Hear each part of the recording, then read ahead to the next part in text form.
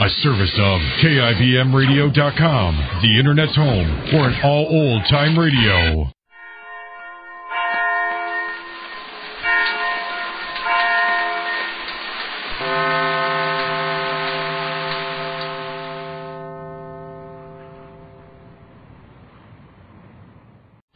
The Jack Benny Program, presented by Lucky Strike. Quality of product is essential to continuing success.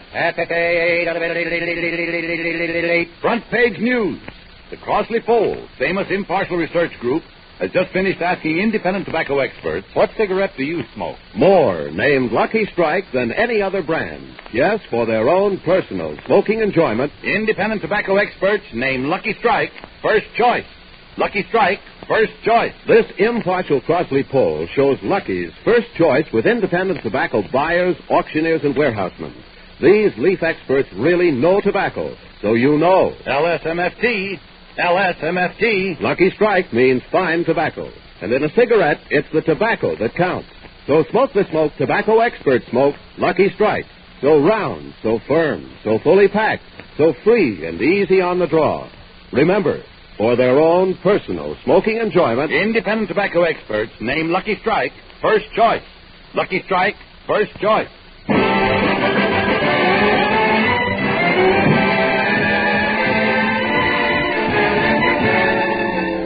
The Lucky Strike program starring Jack Benny with Mary Livingston, Phil Harris, Rochester, Dennis Day, and yours truly, Don Wilson.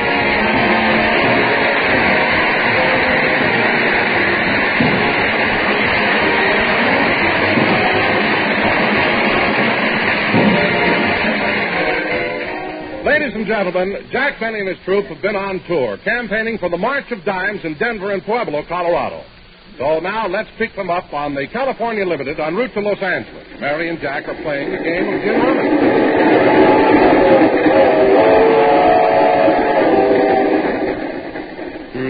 You sure are lucky, Mary. I play better gin rummy than you do, and yet you always win. Well, it's your own fault, Jack. You don't concentrate on the cards. I do, too.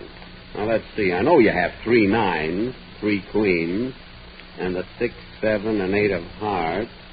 So I know you can't use this card. Here's the deuce of spades. Gin.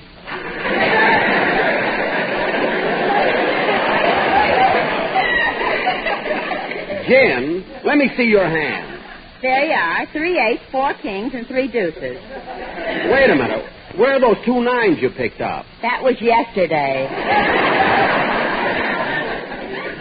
Oh. Well, go ahead and deal the cards again. Yeah, I never played in such bad luck in all of my life. Hey, Jackson, you got a corkscrew? Here you are, Bill. Thanks.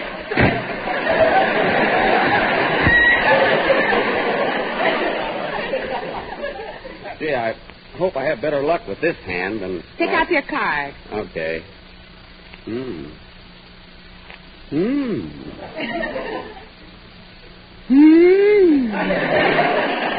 Jack, pick up your last card. Whoop. Oh, boy, what a hand this is. Mary, I'm warning you. Any card you throw, I can use. Go ahead, throw one. It's your turn first. Oh, yes. Here. Gin.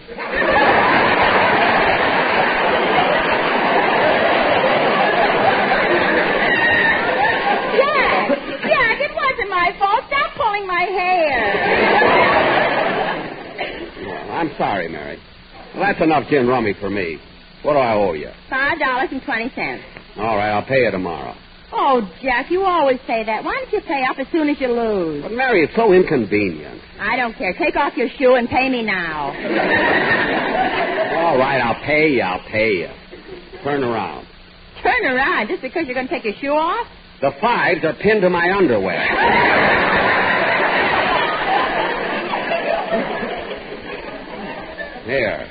Here's your money. Thanks. You're welcome.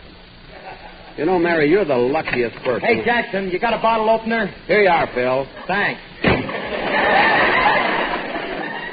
You know, Mary, you're the luckiest person I've ever seen. Oh, what's the difference? You win once in a while, too. Yeah, I guess so. But, you know, we certainly did have a wonderful time in Denver. And, gee, wasn't it exciting when we arrived in Pueblo? They picked us up in those police cars and drove us to the hotel. Yeah. What are you laughing at? When the police were helping Phil in the car, he started yelling, "You ain't got nothing on me."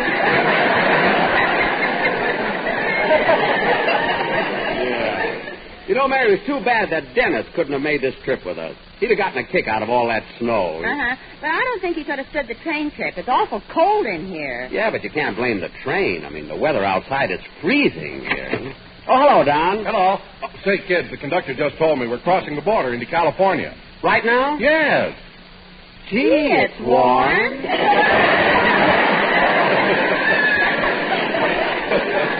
Will we be home soon, Don? No, California's such a big state, we don't get in till tomorrow morning. Gosh, another night on the train. Hey, Jackson, you got any extra glasses in here? Yeah, Phil. There are 3 of them over there. Thanks.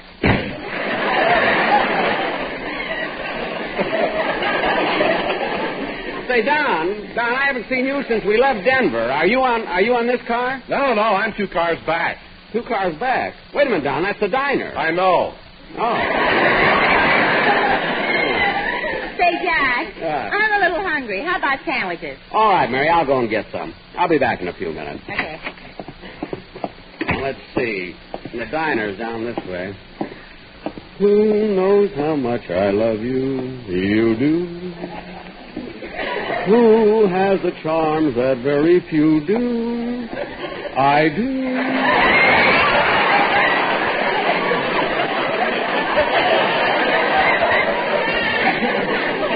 Who has the...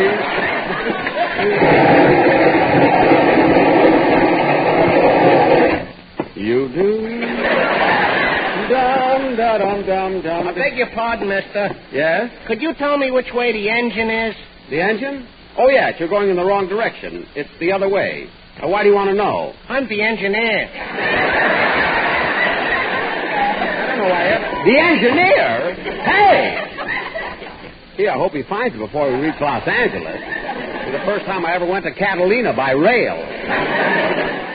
And with this fog, you know, it could happen. Oh, well, the diner should be in the next... From what you tell me, Rochester, I can't understand how Benny ever got along without you. Me neither. Uh-oh. There's Rochester in the washroom talking to one of the porters. I got to listen to this. Say, Rochester, besides writing his radio show, what else you do for Mr. Benny? Well, I'm his publicity agent, manager, and last but not least, I'm his personal advisor. He won't even make a picture unless I okay the script. Well, what about the horn blows at midnight? I was out of town when that thing came. Too bad Mr. Benny wasn't. No, fine. Yeah, Mr. Benny won't do a thing without my approval. Well, tell me, Rochester, do you help him handle his money? My friend, when you discuss Mr. Benny's money, remove your hat and bow towards the Bank of America. Well, I can't understand why Mr. Benny saves his money like that. Don't he know he can't take it with him? Well, several people have told him, but he's never heard it direct from headquarters.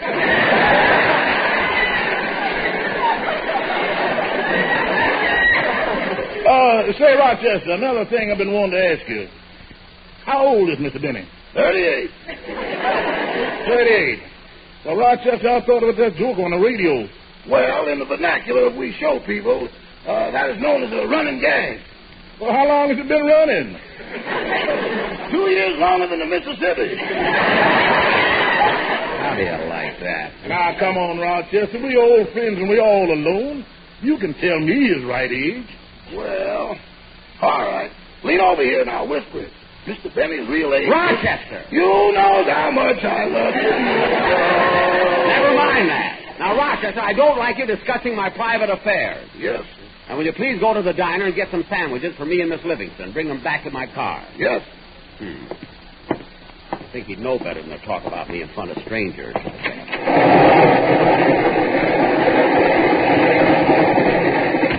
Now, let's see. Oh, here's Mary's compartment. Gee, Jack, it took you a long time. Where are the sandwiches? Rochester will bring them in a minute. Want to play some more cards, Mary? No, I'd rather listen to the radio. Say, this is Wednesday night, and Dennis' show is on right now. Tune him in, Mary. Okay. And now, ladies and gentlemen, for his final vocal selection tonight, Dennis Day will sing his latest victory recording, A few more kisses. Oh, gee, we just caught the end of his program.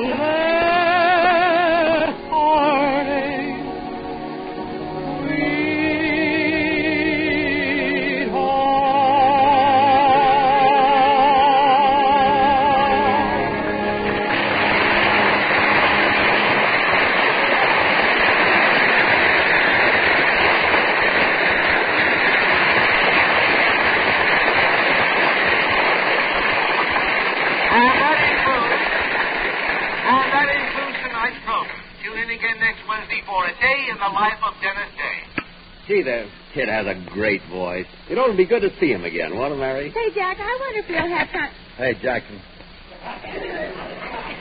What? You got a couple of aspirins?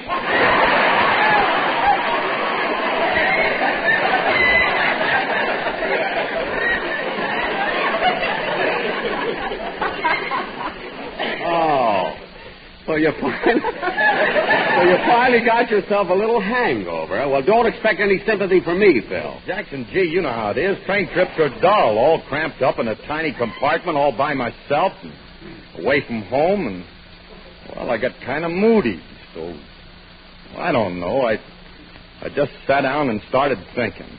Oh, well, I can understand that, Phil. What were you thinking about? Bourbon.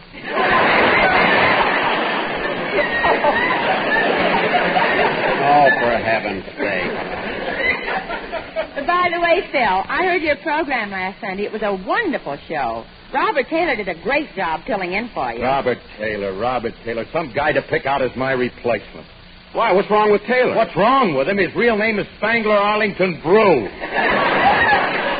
Spangler Arlington Brew. Well, that sounds like the last names of Manny, Mo, and Jack. My right name is Benny Kabelski. What are you mad about?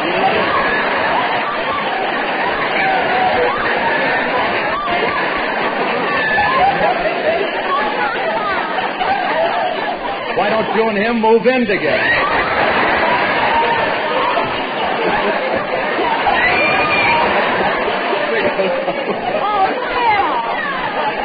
Phil, stop being jealous. Let him take him. I don't want him. Oh, Phil, stop being jealous. Bob was wonderful on your show. And the audience gave a terrific hand when he sang. That's what I like about the South. I'll never see what people understand about that lousy song. Oh, fine. Look who's talking. Hey, Jack. I'm sorry. where's Rochester with those sandwiches? I don't know. I'll go out and look for him. Ya-da-dee-da-dum, bum-bee-da-dum, da-dee-da-dee-da-dum. Well. Oh, what a cute little baby. Do you mind if I play with him for a second, madam? Why, no, not at all. Hello, baby. Come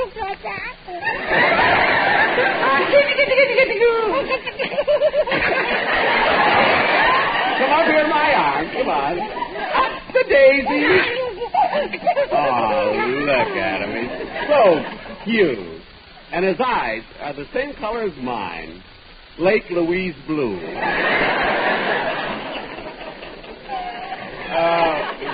How old is he, lady? 38.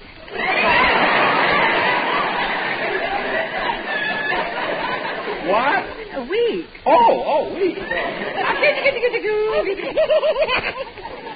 such a cute little thing. Here, take him back, lady. You have a lovely child. Thank you. What a little doll that baby is.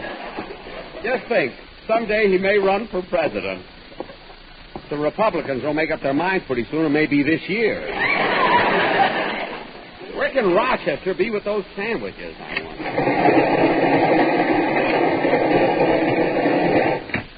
Dum bum bum bum bum bum bum. The best things in life are free. What a song.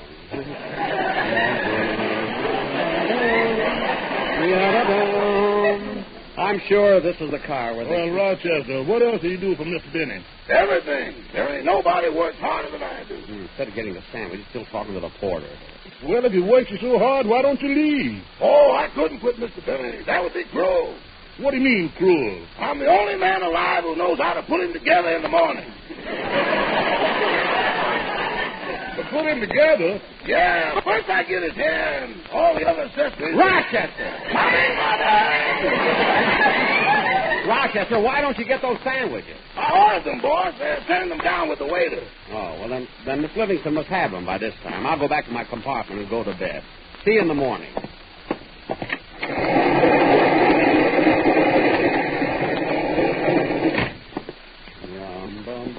Pardon me, madam. Pardon me, sir. Pardon me, please. Just a minute, you. Huh? Aren't you Jack Benning? Yes. Well, I'm a fan of yours. I listen to you all the time on the radio. Oh, really? What's your name? Joe Besser? Messer? No, Besser!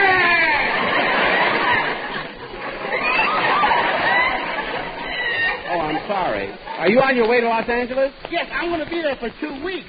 And I sure would like to get tickets to your program. Say, how do I go about it? Well, I don't handle the tickets myself, but if you call my business manager, Mert Blum, at Hollywood 6265, he'll put you in touch with my secretary, Bert Scott, at Hollywood 6234, you see. And if Mr. Scott has any tickets, he'll have you call the advertising agency. Not so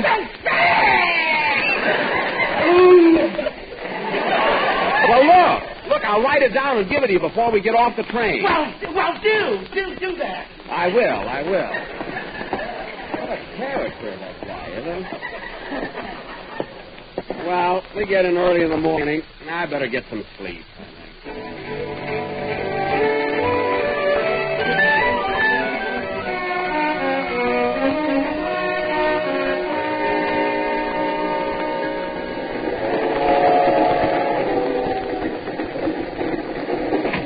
Last call for breakfast. Last call for breakfast. Oh, Jack. Hey, Jackson. Oh, good morning, Mary. Hello, Phil. Hey, kids, according to the timetable, it won't be long now. We've already gone through San Bernardino, Fontana, Anaheim, and we've... There goes Azusa. Oh, yeah. You know, Mary, that's where they had to put off that taxi driver. Remember the one that was so sentimental he couldn't say goodbye to us when he left? Remember? Wasn't he a strange character? Yeah. What a silly guy. Hey, look.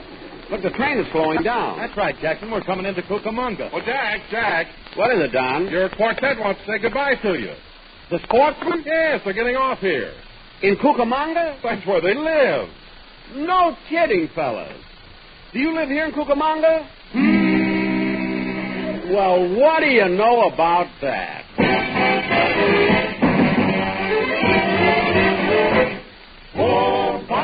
bunga, we get off at Cucamonga, and we're glad to be back. For there in Cucamonga, girlies never wear 'em longer. You will love it, Jack. Just smell those orange trees, lime trees, apricots, smudge spots. We want it clear that no matter how you coax us, we'll stay right here. Oh, bunga, bunga, bunga, we get off at Cucamonga, where we'll meet every boom. He will be there auctioneering, and the crowd will all be cheering, and he chants that tune about those monkeys. First choice, your choice, our choice, we all agree that Lucky Frankie fine tobacco, LFMFT. Oh, lucky, lucky, lucky, from Medusa to Kentucky, they're the best in the land. All the native sons and daughters save their nickels and their quarters just to buy that brand. Because they're round and firm and free and easy. Easy on what? We're glad to ask because we have no rhyme for easy. But what we've got in Medusa and Anaheim, take for lucky strikes all the time. Cucamonga, take it away.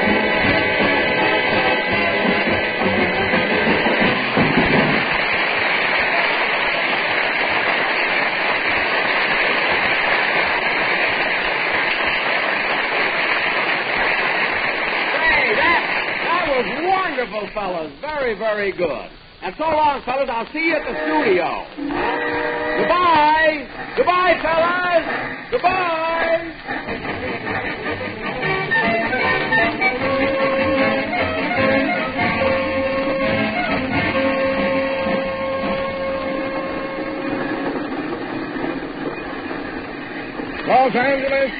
Los Angeles Union Station. Your luggage will be taken to the cab stand. Well, Mary, here we are. We're home. Can I brush you off, Miss Livingston? Yes, please. Thank you. Brush you off, Mr. Benny? Yes, please. Thank you. Brush you off, Mr. Wilson? Please.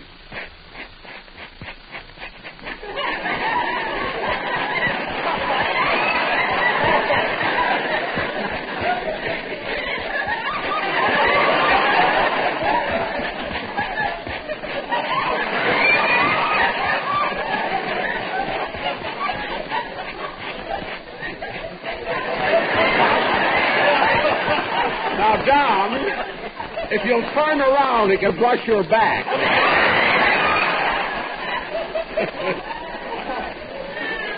Say, Jack. What? The people seem to be getting off the other end. Well, let's go. Watch your step, please. Everybody off. Jack, what's holding up the line? I don't know. There's somebody up in front with a lot of bags. Hey, you get moving. Well, give me time to get my luggage.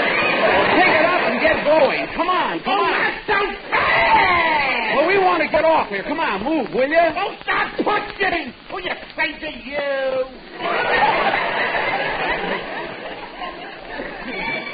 All right. Come on, kids. Come on. Mary, Phil, we can get off right here. On track 5, train just arrived from Anaheim, Azusa, and Cucamonga. Come on, kids. We better get out of the cab stand. I hope we won't have to wait too long for our luggage. Train just arrived on track 5 from Anaheim, Azusa, and Cucamonga. There goes the red cap with our baggage, Mary. Let's follow him, huh? Good. He'll take them to the cab stand, then we go right home.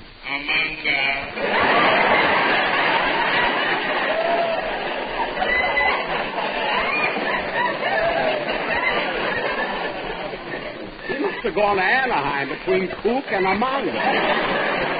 Oh, Jack, look. There's Dennis. Well, what do you know? Hey, Dennis. Dennis, here we are. Hello, Mr. Benny. Hello, Mary. Boy, am I excited. We better hurry or we'll miss the train. Missed the train? Yeah, are we going to Denver? Going to Denver, Dennis. We just came back. Did last Sunday's show there. That's right, Dennis. We talked to your doctor, and he wouldn't let us take you out of town. Yeah. How you been feeling, kid? Gee, last week I had to visit my doctor 5 times. You visited your doctor 5 times for a cold? Oh, he's got pneumonia.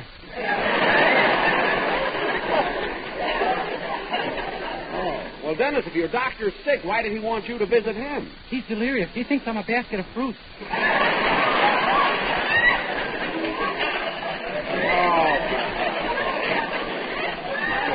You should have seen the trouble I had last Sunday. What? And I wanted to get away from him so I could go to the studio and sing on your program. On my program? Dennis, you couldn't have. I wasn't even in town. Gee, I wish you'd have told me. Oh, Dennis, when you got to the studio and you didn't see Don, nor Phil, nor Mary, and no musician, what did you think? I thought you were cutting down expenses.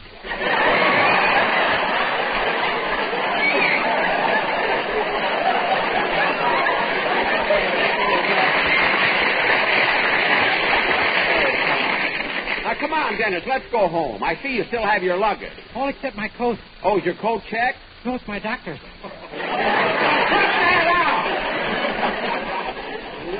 Jack, it's been a long train ride. I want to get home. Okay, Mary, here comes a taxi. Dennis, we'll see you later. Oh, taxi!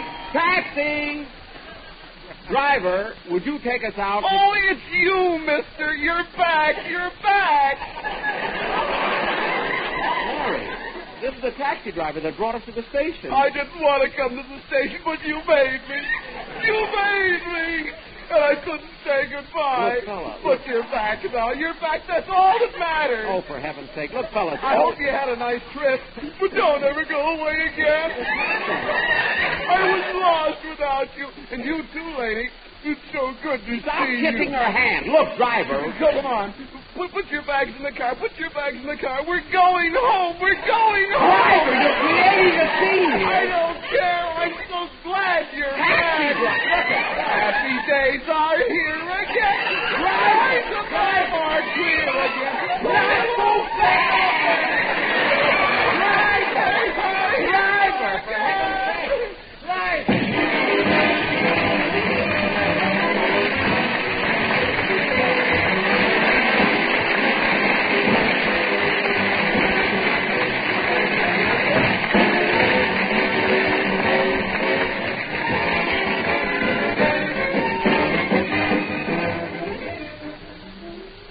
Ladies and gentlemen, I am sure you agree there's nothing more pathetic than a helpless child suffering from starvation, exposure, and sickness. Thousands of kids in the devastated countries are exactly in this predicament and can't do a thing to help themselves any more than yours or mine could. So it's up to us to give them a chance to survive. We must help them grow up to be healthy, clear-thinking citizens, or our own children will have to face more serious problems than even we do now. So let's help those unfortunate children by sending our contributions to Crusade for Children, New York City. Incidentally, they have a great slogan, Save a Child, Save the Future. Thank you.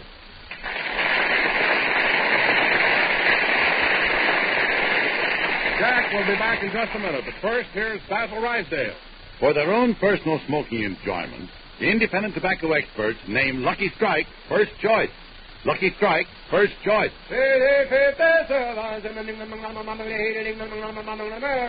Front page news. In the nation's great tobacco market, the impartial Crossley poll asked independent tobacco experts, What cigarette do you smoke? More said Lucky Strike than any other brand.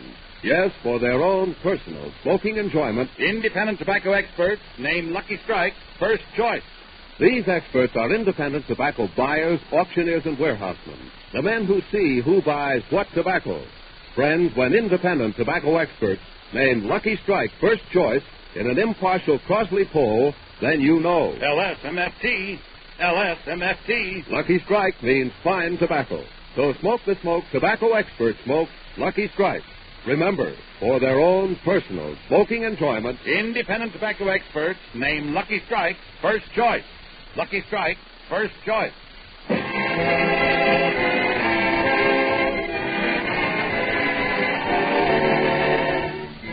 Ladies and gentlemen, be sure to listen in next Sunday night when our guests will be my next-door neighbors and very good friends, Mr. and Mrs. Ronald Colman.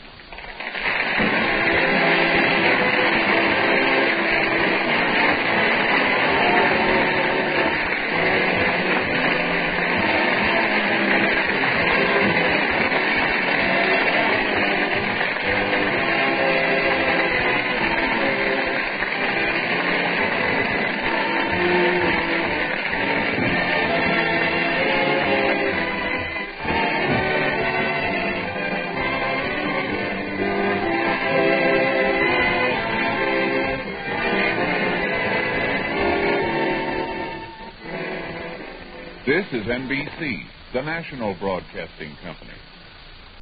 The Jack Benny Program, presented by Lucky Strike.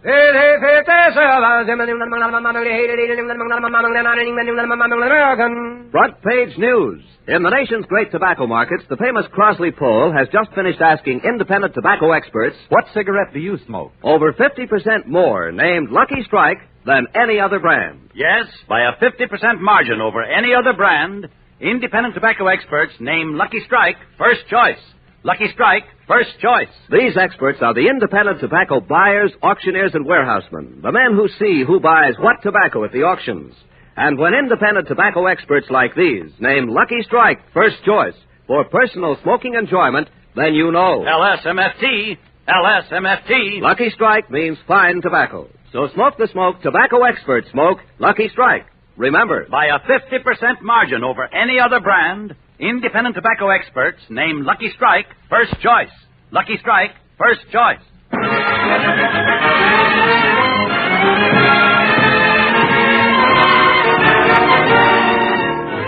The Lucky Strike program starring Jack Benny with Mary Livingston, Phil Harris, Rochester, Dennis Day, and yours truly, Don Wilson.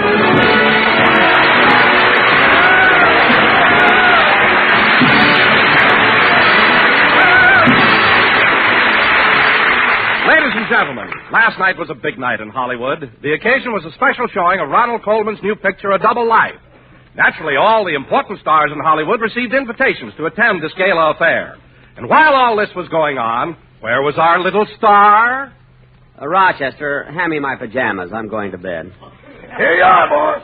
No, my woolen ones. The nights are awfully cold. I know it's cold, but you've already got 3 comforters, 2 quilts, an Afghan, and 4 electric blankets with a direct line to Boulder Dam. Never mind. Just turn out the lights and I'll go to sleep. Don't you want me to read to you like I always do? Yes, pick up one of those trade papers, either the Variety or the Reporter. Okay. Now, let's see. Say, boss, look what it says. What? Tonight at the Academy Theater, there will be a special showing of Ronald Colman's new Universal International picture, A Double Life. I know. It says all the big stars in Hollywood have been invited to attend. Yeah, I know. Didn't they mail you an invitation? Well, frankly, I don't know whether they did or not. I didn't even bother looking. Oh, boss, come now. What? This morning when the mailman came by, you grabbed his bag and went through it like an octopus with a mixmaster in each hand. I was looking for a reply from Dorothy Dix. Anyway, who wants to go to a Hollywood premiere? You always see the same people. Barbara Stanwyck will be there with Robert Taylor. Lauren Bacall will be there with Humphrey Bogart. Lana Turner will be there with... Let me see today's paper.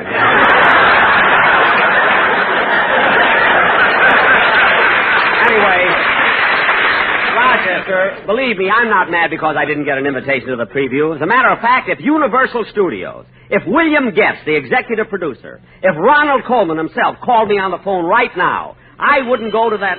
I'll get it, Rochester, I'll get it. Hello? Is this Sam's Meat Market? No, it isn't.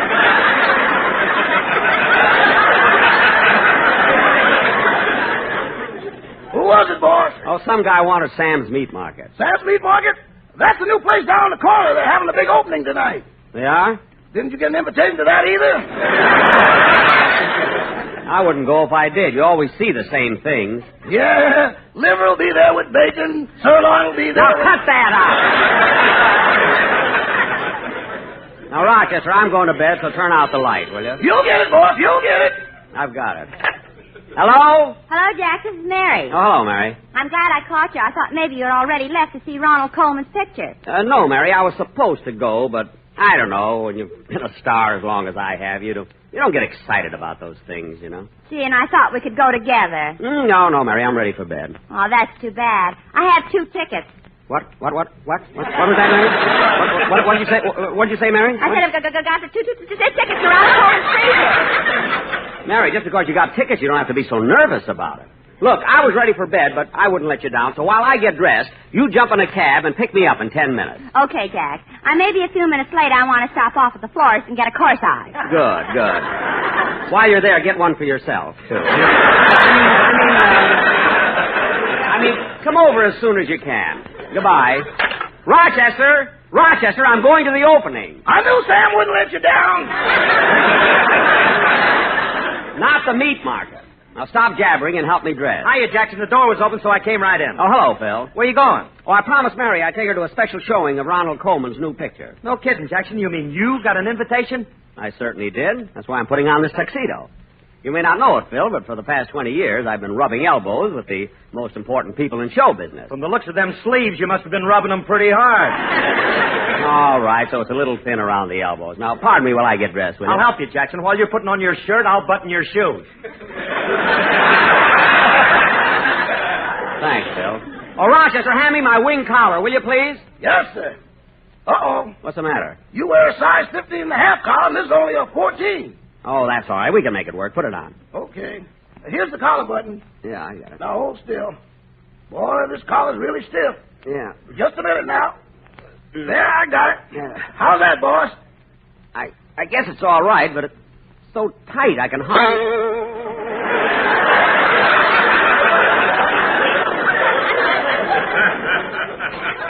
No, darn it, slipped off the collar button. Try it again, Rochester. Boss, this collar's too tight for you. Well, pull it harder. I'm getting it. Hold still. There. Gosh, this collar's so tight I can hardly breathe. Phil, how do I look? Like Herbert Hoover with a crew haircut. Don't be so funny. Oh, there's Mary. Now, all I have to do is snap on this bow tie, and I'll be on my way. Darn it. There it goes again. Rochester, where's my bow tie? It went out the window and headed for Capistrano.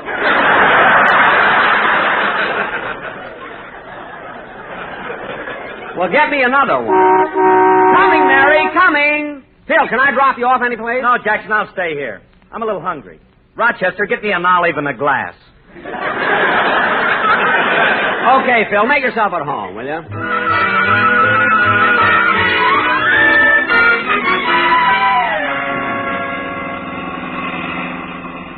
Say, Mary, don't look now, but ever since we've been riding in this cab, there's been a moving van following us. I know. What?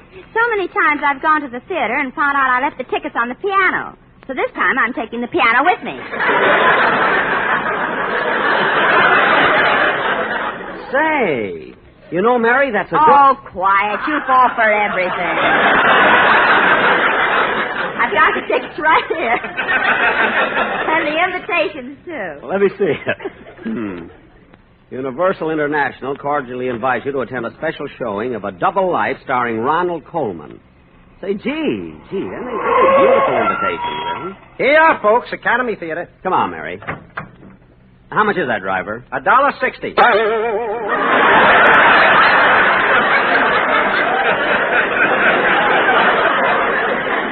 Oh, darn it. Jack, what happened? Nothing. Here you are, driver. Keep the change. Thanks.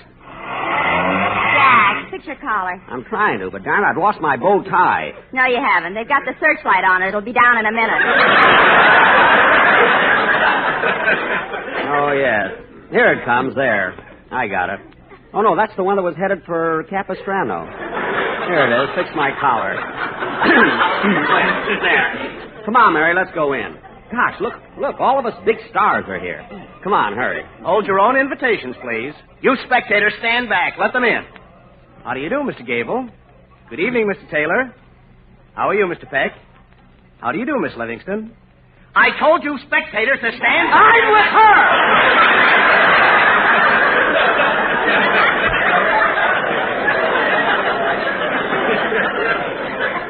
Oh, well, then go right in, mister. Mister. He doesn't even know I'm Jack Benny. Well, don't tell him. He has something to look forward to. What? Come on, Jack, hurry. The lights are starting to dim. Okay.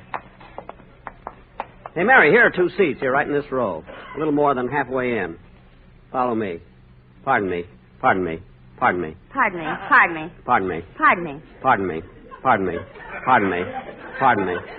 Oh, darn it, there's only 1 seat.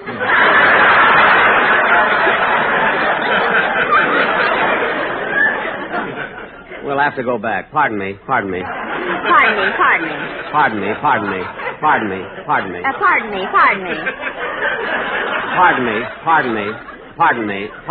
Jack, come back. You went out the exit. Oh, yes. Here we are, Mary. Here are 2 seats on the aisle. Good.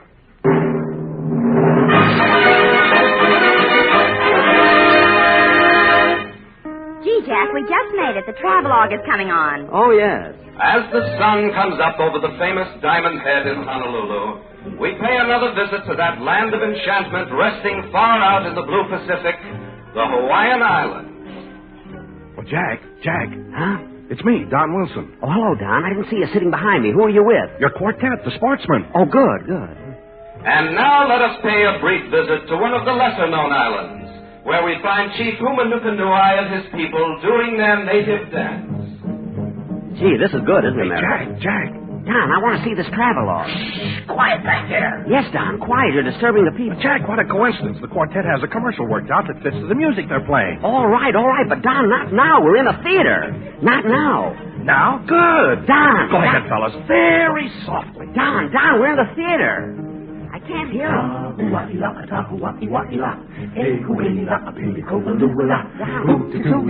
you can't do this. We're in a theater. Make the boys be quiet. Yeah, quiet back there. Don, it's so embarrassing. Yeah. Lucky strike. The one we like. Firm and fully packed. Mighty free and easy on the draw. Jesse Boom. Speedy rings. Hoopty echo. The fine tobacco. Hondo beef will smoke a lucky strike. Smoke lucky strike. People are looking at us. What's the matter with you? Quiet back there. Quality of product is essential to continuing success. Lucky lemonade, nothing fine, nothing like tobacco we can make. Tell it. We're in the theater, boys. Wait a minute.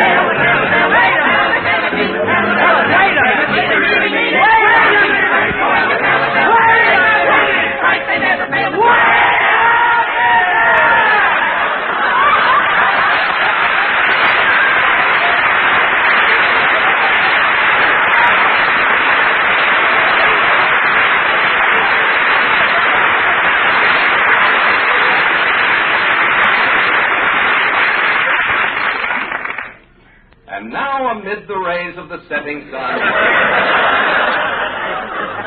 it's with heavy heart that we say goodbye to Hawaii, home of the pineapple, where everybody is on the dole. Oh, Fitzpatrick, if you pull any more of those pineapple jokes, you'll get canned. How do you like that? He must be a friend of Phil Harris.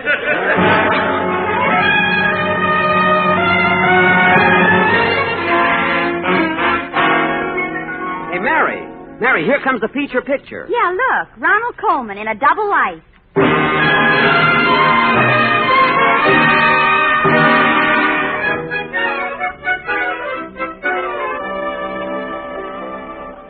Gee, what a crowd. Hurry, Jack, or we'll never get out to the lobby. Okay. Gosh, Mary, that was one of the best pictures I ever saw. Yes, and it was such an appropriate title.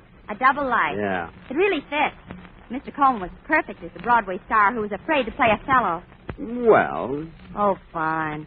I suppose you could have played a fellow better than Ronald Colman. No, Mary, I don't think the people would like me and Ronnie's part in the picture, but then, on the other hand, do you think the public would have liked Colman and the Horn Blows at Midnight?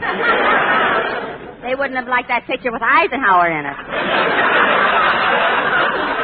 I guess not. Say, Mary, isn't that Mr. and Mrs. Colman over there? Ronnie and Benita? Where? There, just coming out of the theater. Oh, say, Ronnie. What is it, Benita?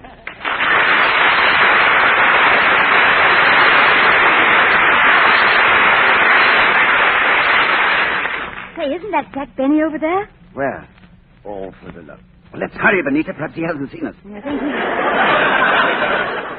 think he has. He's coming towards us. Well, I've got an idea so he won't recognize me. Ronnie, stop. What are you doing with my hat? He's going to wear it. Maybe he'll think I'm Tom Brenneman. Yes, but then you'll have to kiss him.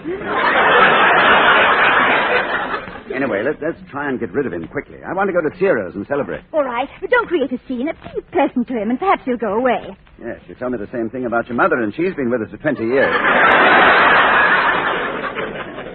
Well, Ronnie, Benita, how are you? Hello, Jack. Hello, Mary. Hello, Benita. Say, Ronnie, your picture was simply wonderful. Oh, thank you, Jack. Glad you liked it. Like it. You know, Ronnie, watching your performance this evening was one of the most enjoyable experiences I've ever had. Oh, well. Not only is A Double Life a great picture, but your acting was the finest I've ever seen on the stage or screen. Oh, now, Mary, Gee, you were absolutely brilliant as a fellow. And when you played yourself, you were so suave and so handsome. Well, Mary, stop. You're embarrassing him. Benita, you keep out of this.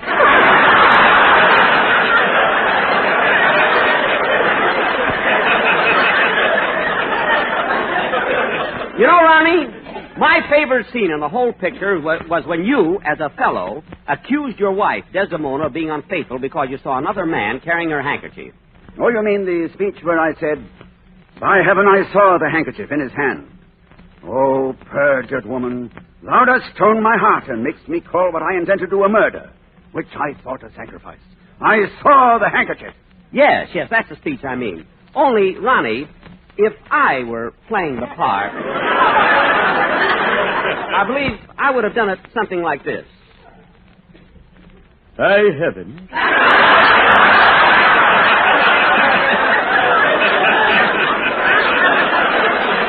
I saw the handkerchief in his hand. Oh, perjured woman! Thou hast stolen my heart and makes me call what I intend to do a murder. Which I thought a sacrifice. I saw the hanky.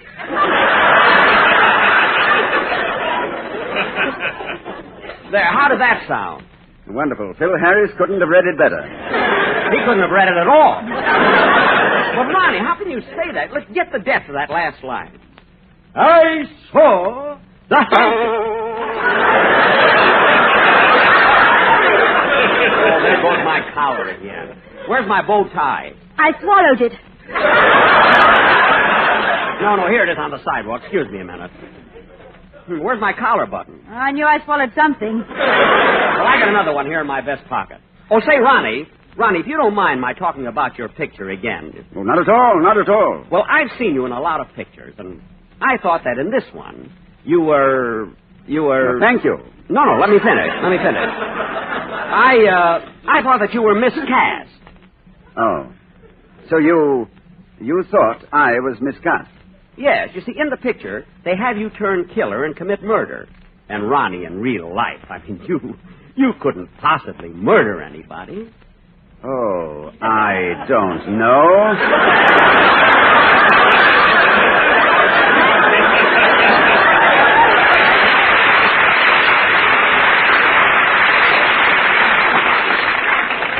Huh? Well, it's getting late. We'd better be running along. No, Benita. No, you can't go home yet. This is the opening of Ronnie's new picture. A night like this calls for a celebration. I know. Let's all go over to my house and play the slot machine. No, thanks.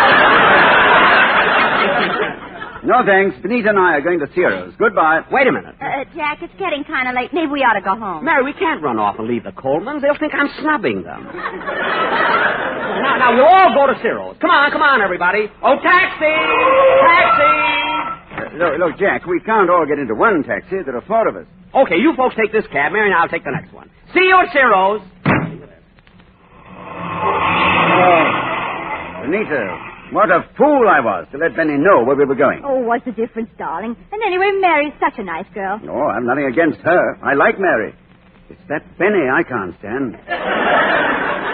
Lately, it seems that everywhere I go, I run into him. It happens to me, too. Last Thursday afternoon, I saw him at Greer Garson's tea. Benny? At a tea party for women? Yes. He had a shawl over his head and came around to sell our fortunes. No. Yes.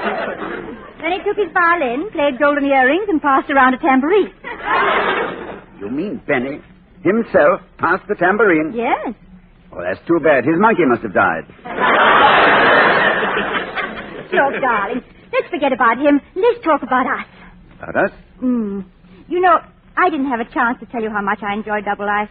Oh. I think it is the finest picture you've ever made. Well, thank you very much, darling. You know I'm your severest critic. I think your performance in that picture was magnificent. Well. You're wonderful. Oh. And, Ronnie, Yes? I brought a new fur coat for you. What did you say, dear? I said I thought your performance in the picture was... Here we are, wonderful. Cyril.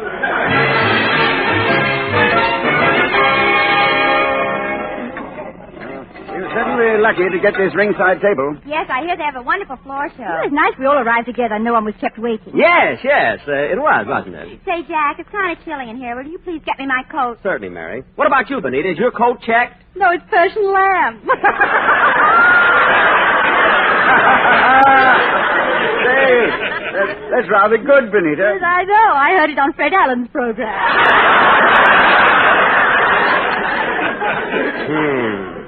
Say, how about ordering our food till we're through eating when the floor show starts? All right, I'll call the waiter. Oh, waiter. Waiter, I'll have a shrimp cocktail, filet mignon rare, and asparagus. Very good, madame. I'll have a Caesar salad, lobster a la Newburg, and broccoli. Yes, madame. I think I'll have some consomme, prime ribs of beef, medium rare, and a baked potato. Yes, sir. And now, what about you, shoulders?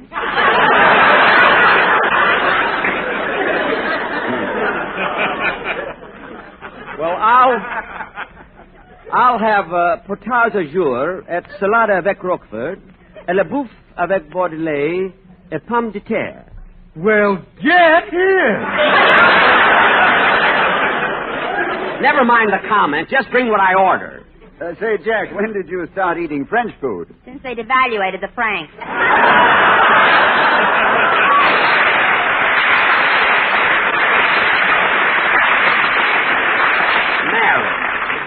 Would you like something to drink with your dinner? We have some wonderful vintage champagne. Mom's 37, Cordon Rouge 33, and Piper Heidsieck 35.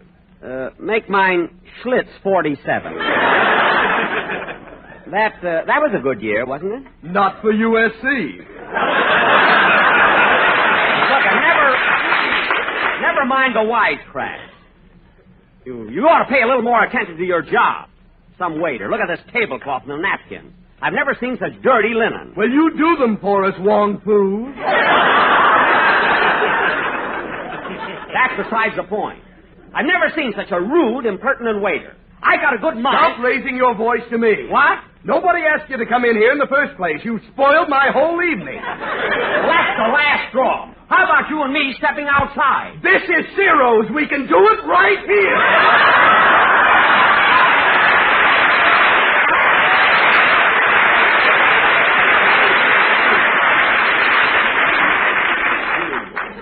Look, waiter, just go get our orders. Will you, please? All right. Johnny, you can come out from under the table. People have stopped staring. Well, now let us all have a pleasant evening. Come on. Let's eat, drink, and be merry.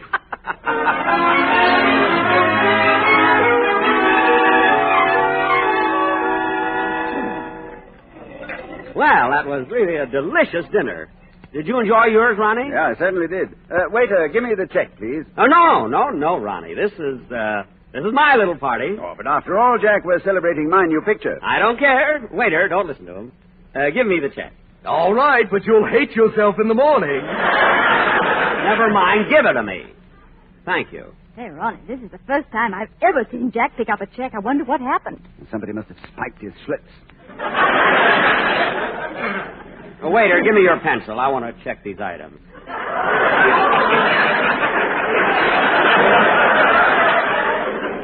Thank you. Now, let's see. You know, this really has been a grand evening. Yes, the floor show is wonderful. The Kuval's music is so exciting. And this Jerry Lester, such a funny comedian. And the atmosphere is nice and cozy. Please, would you all be quiet? I'm going over the check. Now, let's see. Shrimp cocktail, $1. Consomme, 85 cents. Caesar salad, $1.25. Filet mignon. Whoops.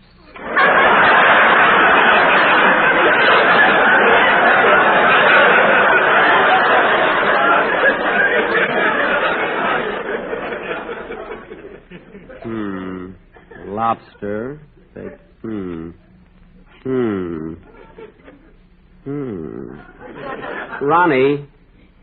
Ronnie, did you have an extra cup of coffee? No, Jack, I had milk. Well, where did this extra cup of coffee come from, waiter? You ordered it. I didn't order it, and I want it taken off the bill. Oh, Jack, please. Now, you keep out of this, Mary. Waiter, I'm not going to pay for this extra cup of coffee. I want No, Jack, let me pay the check. No, Ronnie, this is my party. Now, look, waiter, I don't mind paying for what we got. But I know that no one here had an extra cup of coffee. Oh, Jack, for heaven's sake. Now, have this bill corrected immediately. Ronnie, the orchestra's playing. Let's dance our way out the back door. All right. Benita, come quick. Hurry up. Now, what about it, waiter? You ordered the coffee and you'll pay for it. I ordered it, but I changed my mind and you took it back. Did you see me leave the table with it? Yes. By heaven, I saw the coffee in your hand. Oh, perjured waiter! What? Thou dost stone my heart, and makes me call what I intend to do a murder. Well, which I thought a sacrifice. I saw the coffee. Oh, darn it! There goes my collar.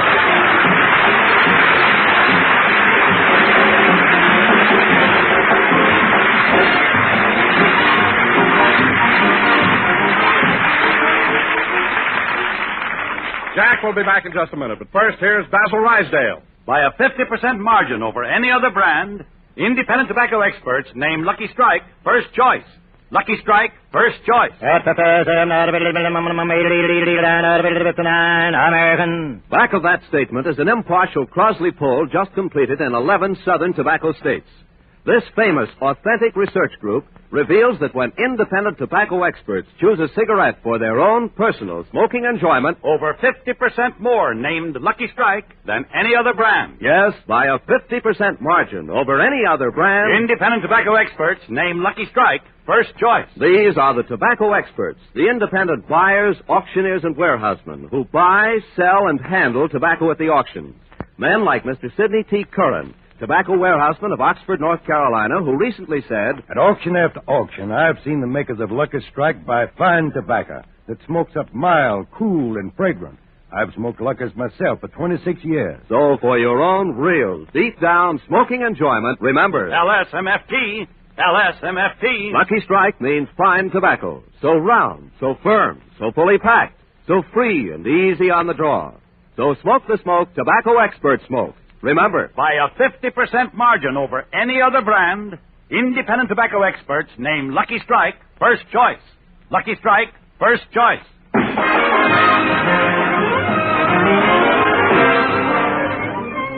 Ladies and gentlemen, I want to thank Mr. and Mrs. Ronald Colman for being with us tonight. And to Dennis Day, my best wishes and congratulations. Good night, folks.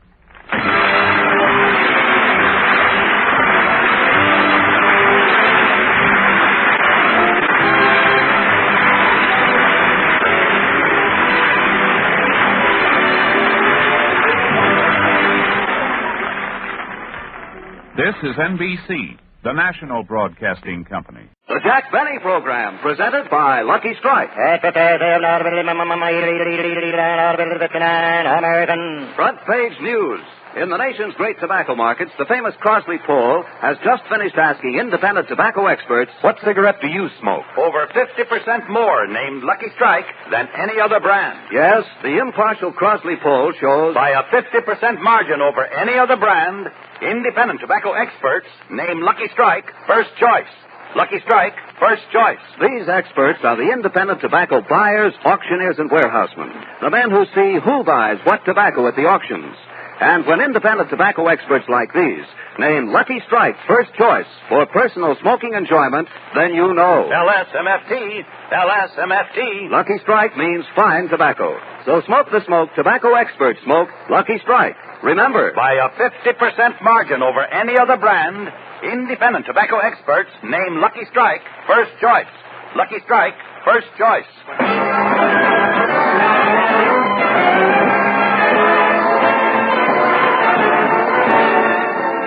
The Lucky Strike program starring Jack Benny with Mary Livingston, Phil Harris, Rochester, Dennis Day, and yours truly, Don Wilson.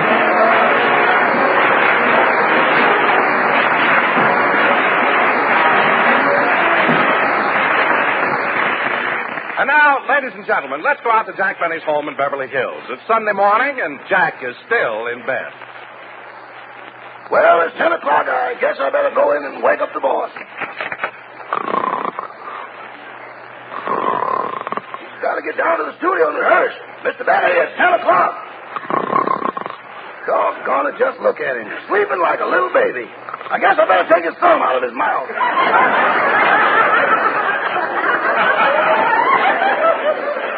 Come on, Mr. Benny, it's 10 o'clock. Gosh, you're sure a hard man to wake up. Well, maybe this will do it. Oh, come on now, boss. This is getting monotonous. Open up those baby blue eyes of yours. Maybe this will work. Well, there's only one thing left to do. I'll have to go back to the old standby. Here goes. Who? What? Who? How? What? Oh, it's you, Rochester. Thanks for waking me up. Turn on the light. The lights are on. Get your head out of the cash register.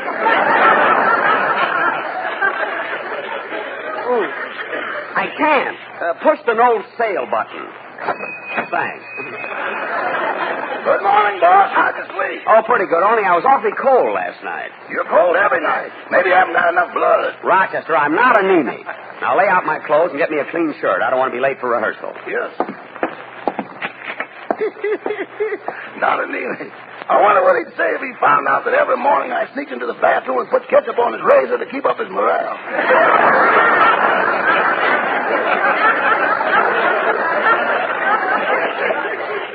Now, let's see. The shirt should be in this drawer.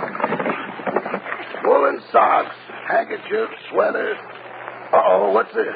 A bottle of ketchup. Rochester, how about my shirt? Coming, boss. Here it is. Thanks. Say, boss, while I was getting the shirt out of the drawer, I noticed a bottle of ketchup. Oh, you did, eh? Yeah, where'd you get it?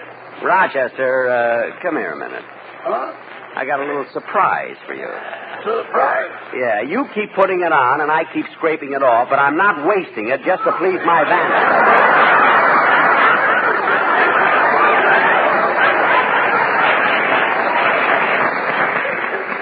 Boss, you mean you knew it was ketchup? Well, yes, but I will admit that in the beginning it fooled me. It did? Yeah, the first time I saw it on my razor, I took a sample down to the blood bank. They analyzed it and said, Mr. Benny, some people have girls, some people have boys, but you're going to have a tomato.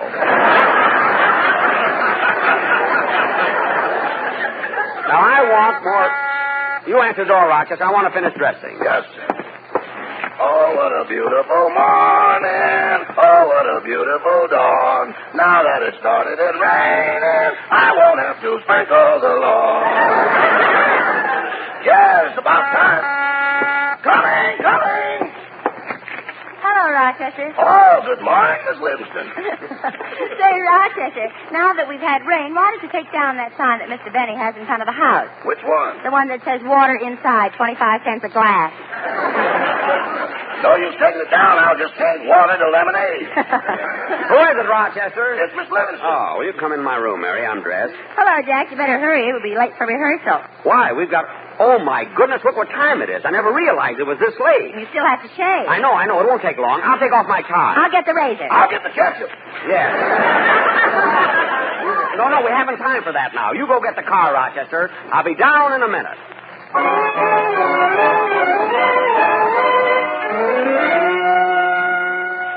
Try the motor again, Rochester. Yes.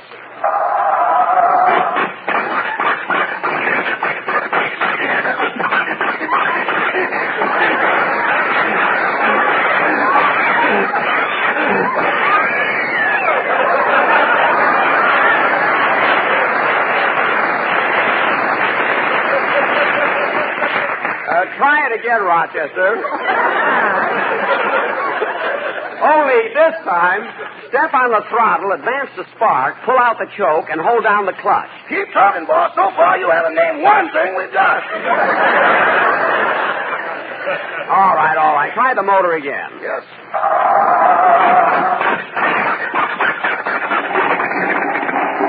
There we are. I knew we wouldn't have any trouble. The motor was cold, that's all. You know, it's been quite chilly here lately. If you think it's cold here in California, let me read this letter I got from Mama. Oh, a letter from your mother, eh? Well, what does the wild Irish rose of Plainfield have to say? Oh, just a second. I have it right here. Okay. My darling daughter, Mary. Wow. This is the first chance I've had to write you since the recent blizzard here in Plainfield. In some places, the snow was so deep, many people got lost. Gee. Your sister, Babe, went out during the worst part of the storm and rescued 3 men. It was sure smart of Babe putting that keg of brandy around her neck. A bird would look good. Imagine finding 3 frozen men. Go on, Mary. She's thawing out the cute one and putting the other 2 in the deep freeze. What? So much for Babe. Good. But it's been so cold, your Uncle Harry has been sitting in the living room all week with his feet in the fireplace. I wish I could break him of the habit, as he's getting shorter every day.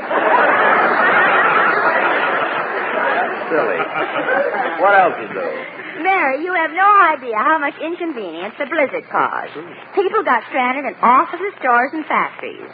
And your father was stuck in a burlesque show for 10 days. We finally got him home, and he's all right now. Except I wish he'd stop applauding every time I take off my apron.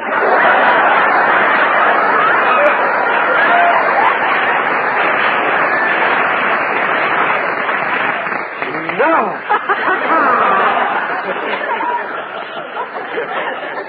I don't mind that so much, but now he's building a runway in the kitchen. Oh, Mary, your mother's too old to go back to that. No other news. We'll close for now. Your loving mother, Naughty Angeline Livingston. Mary, the next time you write your mother, tell... Rochester, right, here we are at the studio. Yes, sir. Yeah, I wish there was some place to park along the street. Oh, for heaven's sake, Jack, why don't you put it in a parking lot? Yeah, I guess we'll have to.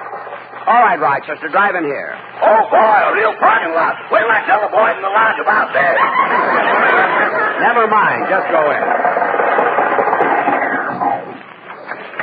Now, Rochester, you go over and pay the attendant. Miss Livingston and I are going into the studio. Yes, sir. Say, Jack, look at that beautiful car driving in. Gee, what a car. A chauffeur in uniform and everything. Must be the president of the network. Here we are, sir. NBC. Thank you, James. Mary, it's Dennis. Let's watch this. I'll get your things out of the car, sir. That's a coat. Thank you. Your hat. Thank you. Your popsicle. Thanks. James, you've been licking it. Hey, Dennis. Huh? Oh, hello, Mr. Benny. Hello, Mary.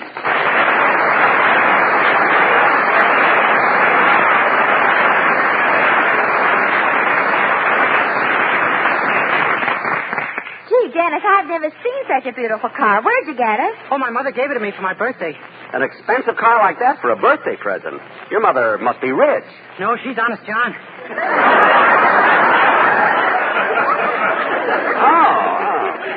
Well, it's sweet of your mother to give you such a nice car, but how come you've got a chauffeur, Dennis? Well, I was talking to the man who prepares my income tax, and he told me I ought to get some more deductible items. Oh, is your chauffeur deductible? Yeah, James, deductible. Jack, we better get to the studio. We'll be late. Yeah, his vacation didn't do him any good at all. Come on, Dennis, let's go. Say, aren't you Jack Benny's chauffeur? I sure am. Are you Dennis Day's chauffeur? Yes. Say, tell me, how many radio programs has Mr. Benny got? 1.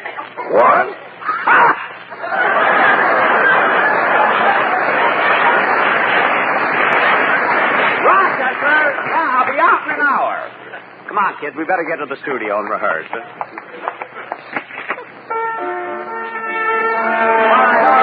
right, boys, now look. We'll run over that number once more. Let's go over just... Hold it, Phil. Hold it. I'm here. Okay, fellas, take 5. Now, Phil, let's get started with the... Holy smoke, Jackson. How long you been out of bed? For about an hour. Why? Well, morning may become Electra, but it ain't done nothing for you. Oh, Harris, through your lips passed the most beautiful jokes in the world. Look, Phil, I have a very important sketch to rehearse, so would you mind cooperating? Okay. I'd like to get home early today anyway. Today is my wedding anniversary. Alice and I have been married 7 years. Well, congratulations, Phil. Yes, sir. Gee. 7 of the happiest, most wonderful years that ever happened to anyone. Well, I'm glad to hear that, Phil. A lot of people don't realize how lucky they are. Yeah. Thank goodness Alice does. Oh, fine. Say, Phil, what are you giving Alice for an anniversary present? This golden locket? Here. Look how it opens. And look what's engraved inside. Gee, a poem. Yeah, I wrote that poem myself. Oh, let me read it, Phil. Okay, go ahead. To Alice. To the fairest of the fair. To the one and only queen. To the cutest little ham hock. From her loving turnip green.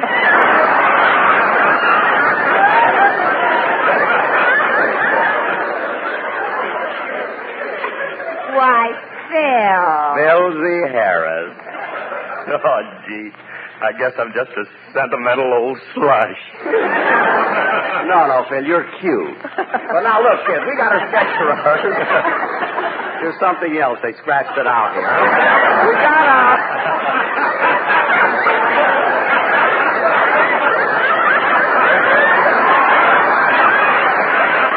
got a sketch to rehearse, and I want it to be good, so let's get at it right away. Well, can I run over my song first, Mr. Benny? Sure. Go ahead. We'll rehearse later.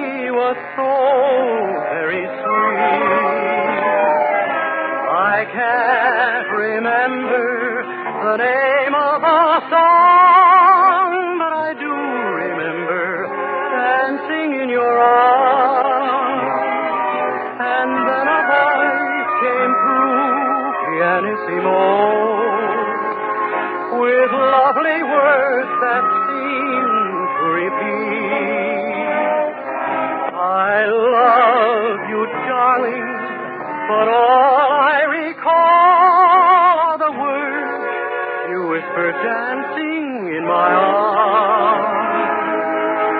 Pianissimo means soft and low, and soft and low were your sighs. Darling, now I know that tender glow was love shining in your eyes. And when we stole away, pianissimo, and kissed goodnight while stars danced above, I can't remember the name of a song, but I do recall it helped us fall in love. It helped us fall in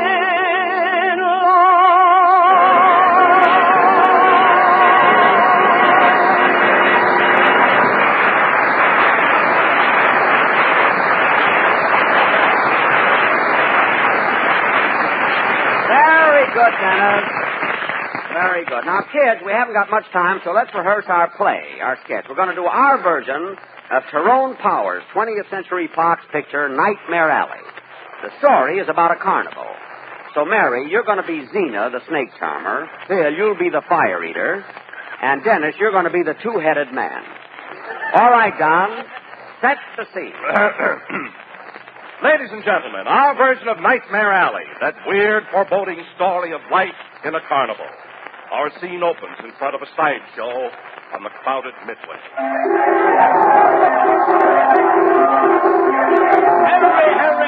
Hurry, right this way. Step up to the platform and for the price of 25 cents. You'll not only see the tattooed lady, the two-headed man, and the fire eater, but the one and only geek in captivity. Yes, folks. That scream you just heard was the geek, That wild, inhuman fiend is dangerous. He is a beast. He is a monster. He is a monster. Watch it, Elliot.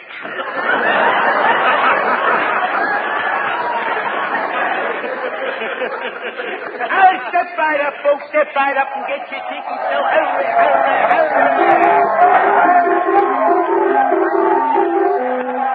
Oh, Zena. What is it, Tyrone? I want to talk to you. Well, let's talk later. I got to get out on the platform and do my snake dance. That's what I want to talk to you about. I wish you'd keep your snakes out of my dressing room. Why? This morning I thought I put on a necktie, sat down to breakfast, and it ate more than I did. Well, if you don't think my snakes make a good tie, take it off. I can't. He swallowed a whole egg. Now I can't get him back through the loop.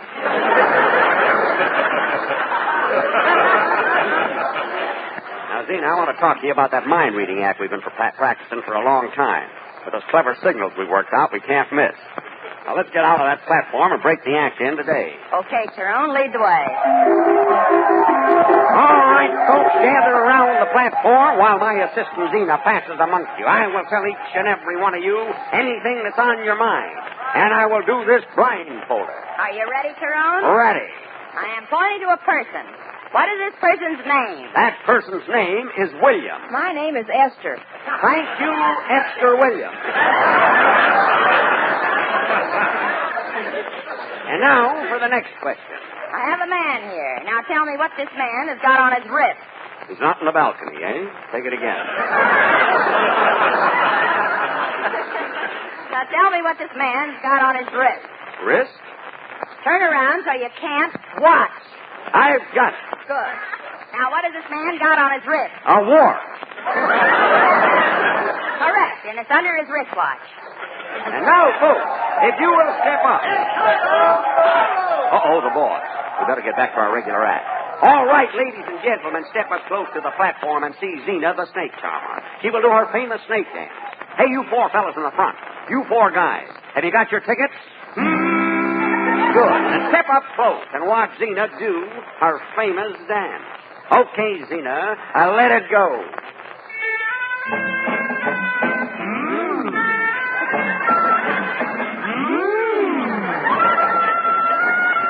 Look at her, boys, with every little shake. She drops another snake.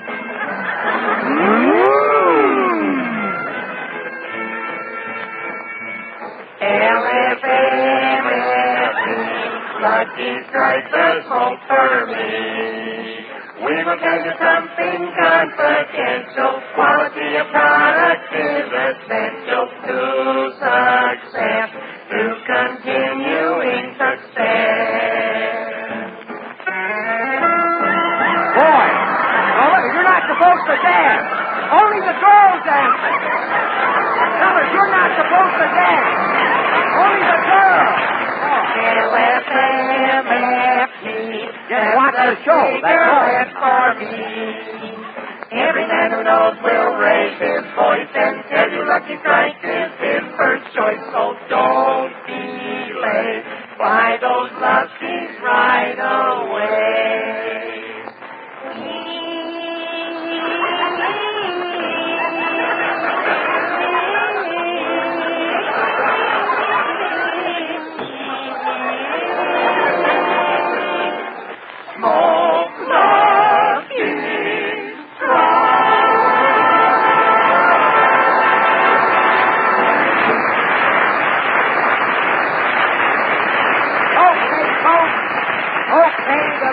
Show in 7 minutes.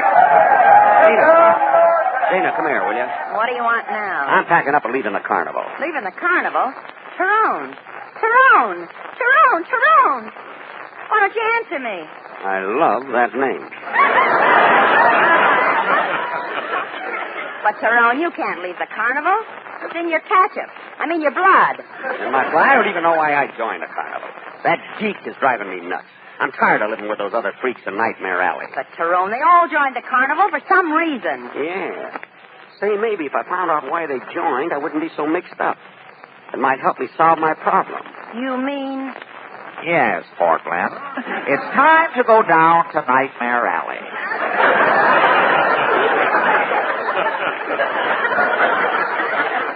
And what is your question?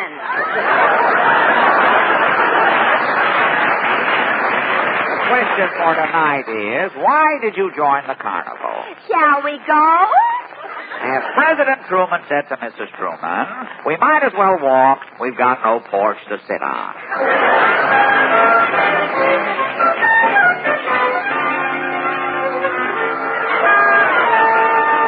Portland, it's good to be back in Nightmare Alley. Well, I see the fire eater is home. He must have just finished his dinner. The garbage pail is full of ashes. I'll see. Somebody's whopping my panel with a hot knuckle. You're the fire eater, aren't you? I beg your pardon? I said you're the fire eater, aren't you? Johnson's the name. Come right on in and join me. I'm just having a cup of lighter fluid. Hey, tell me, how long have you been a fire eater? Practically all my life, son. When I was 6 weeks old, I burped and set my crib on fire. I see. And, son, being a fire eater affected my way of living. Such as? My favorite cartoon is Ella Cinders. My favorite movie is Forever Ember. And your favorite radio comedian? Jack Benny. Benny? He burns me up. That's a joke, son. I know, Mr. Ronson. Well, laugh it up. Don't just stand there flicking my flint.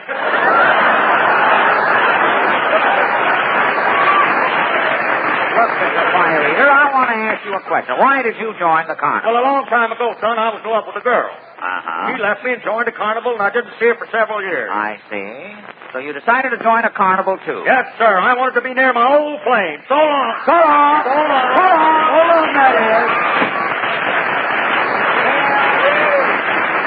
That's the life of a fire eater. Kind of a corny guy, but he does as best as he can.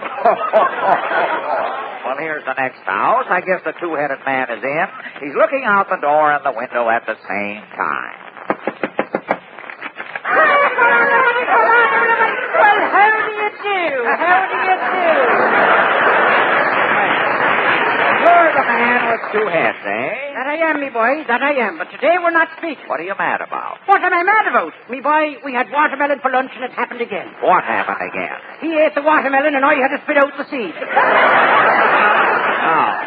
Not only that, but his dandruff keeps falling on my shoulder. Well, do you mind if I talk to your other head? You can try if you want to, but he's been moody all day. Well, I'll try.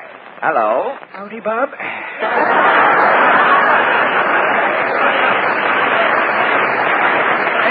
Would you mind answering a few questions? I don't mind, providing John will keep quiet. Oh, is that his name, John? Yep, I'm John's other head. What? Oh, that's pretty good. You can send me out in the rain, Bob. I'm a slicker. That's a fine sense of humor. You ought to be ashamed of yourself. I'm warning you, John. Stay out of this or I'll knock your block off. Oh, so you're going to knock me block off. That's what I said. I'll keep your nose out of me. Wait a minute. Don't get arguing like that.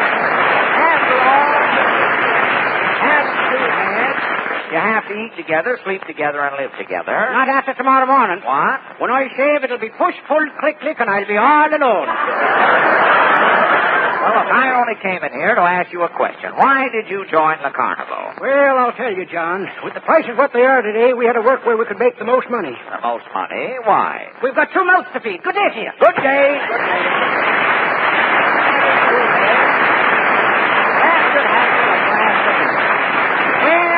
Here's the next house. I wonder who lives here. Well, who are you? I'm the first lady. Oh, yes. I've never seen you in New York. How did you get out here to the coast? Oh, I came here on the TWA bus. Wait a minute. The TWA is an airplane. It flies. Not when I'm on it. Oh, yes. Well, for a fat lady, you sure are cute. Lovely and gay. She's a whale. Now, tell me, why did you join the carnival? I didn't say join me. Goodbye. Goodbye. Well, one more house in Nightmare Alley. I wonder who lives here. And it's the geek. Well, I might as well ask him, too. Pardon me, are you the geek? Yeah, I'm the geek. I'm the most inhuman, ferocious monster in captivity. Well, tell me, geek, where were you captured? In Bullock's basement. Bullock's basement? What were you doing down there? I was buying Chanel No. 5 iced ink. Oh, I see. Well, tell me, geek, why did you join the carnival? I told you I was captured. Well, are you doing all right with the carnival? Yeah, they give me $10 a week and all the people I can eat. You eat people? Yeah. Won't you come in? Of course not, but you're kidding. You don't really eat people. Sure I do. There's a girl in Plainfield going to send me 2 out of her deep freeze. What? Goodbye. Goodbye. Well, that is Nightmare Alley. Come on, Tina. It's time for By a 50% margin over any other brand, independent tobacco experts name Lucky Strike first choice. Lucky Strike first choice.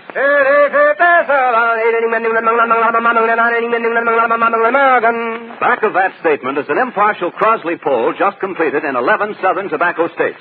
This famous authentic research group reveals that when independent tobacco experts choose a cigarette for their own personal smoking enjoyment, over 50% more named Lucky Strike than any other brand. Yes, the impartial Crosley poll shows by a 50% margin over any other brand, independent tobacco experts name Lucky Strike first choice. These are the tobacco experts, the independent buyers, auctioneers, and warehousemen who buy, sell, and handle tobacco at the auction. You've heard the poll results. Now listen to what Mr. Charles Saunders, tobacco buyer of Reedsville, North Carolina, said recently. Season after season, I've seen ripe, mild tobacco sold to the makers of Lucky Strike. Tobacco that's really fine. So for a grand smoke, I picked Lucky's. Smoked them for 21 years. So for your own real, deep down smoking enjoyment, remember LSMFT. LSMFT. Lucky Strike means fine tobacco. So round, so firm, so fully packed, so free and easy on the draw. So smoke the smoke tobacco experts smoke. Remember, by a 50% margin over any other brand, independent tobacco experts name Lucky Strike first choice. Lucky Strike first choice. Good night, everybody.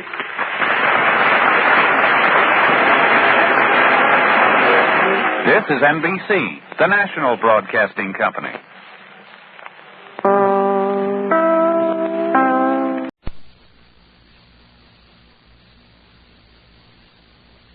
The Jack Benny Program, presented by Lucky Strike.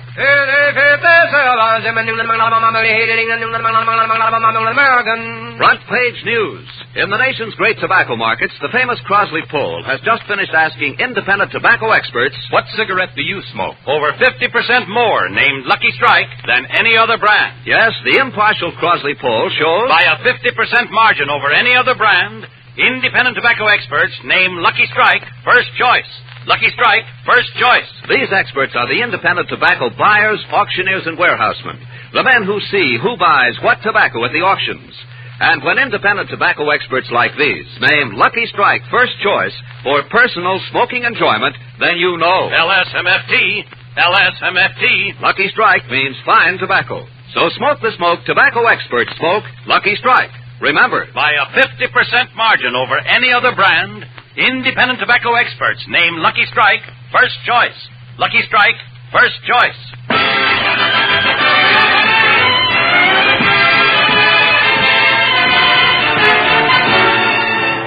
The Lucky Strike program, starring Jack Benny with Mary Livingston, Phil Harris, Rochester, Dennis Day, and yours truly, Don Wilson.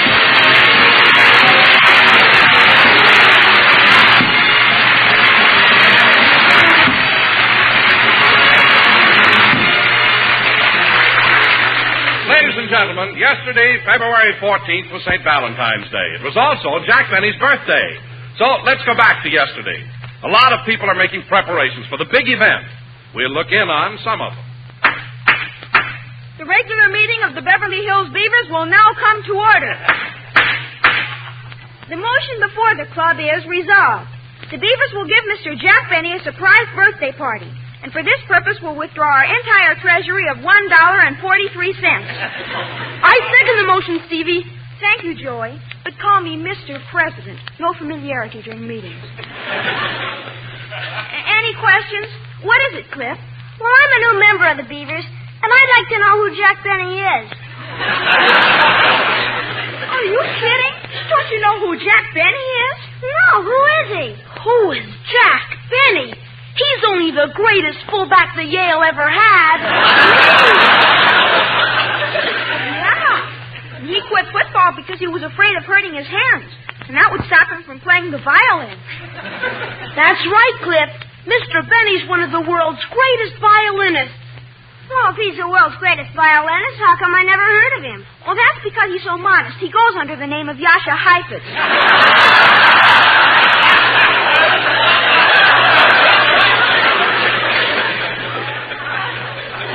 Say, he sounds like quite a guy. He sure is. Why, take the baseball uniforms we're wearing. Mr. Benny loaned us the money to get them. Yeah. And my father says that 4% is reasonable.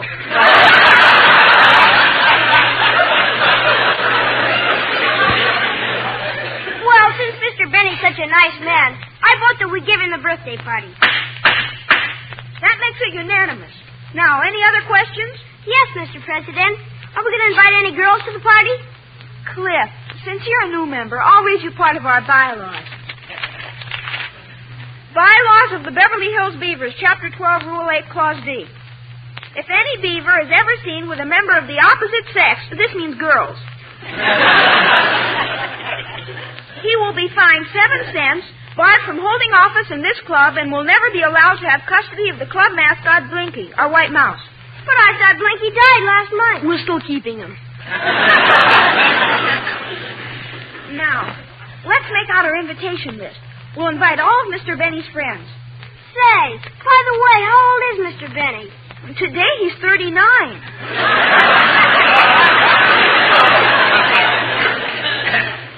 And that proves how smart he is, too. Why? Well, he was in my uncle's class in school, and my uncle's 55.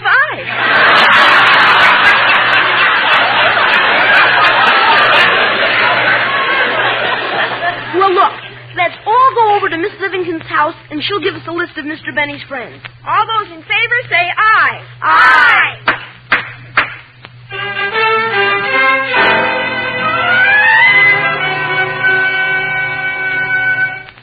Pauline, have you straightened out the living room? Yes, Miss Livingston. Oh, won't Mr. Benny be surprised when he finds that you're giving him a birthday party? He sure will.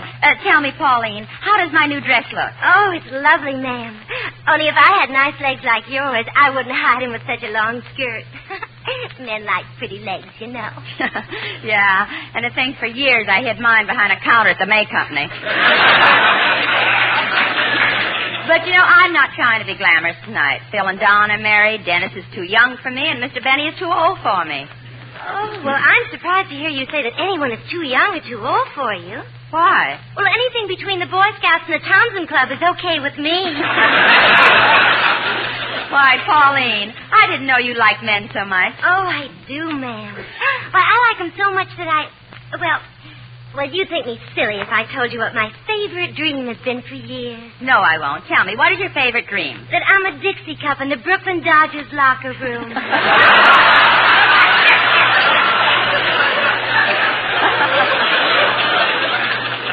Well, come on, Pauline, there's work to do. Yes, ma'am. Say, would you please tell me one thing, Miss Livingston? Don't you ever go out with Mr. Benny, just the two of you alone?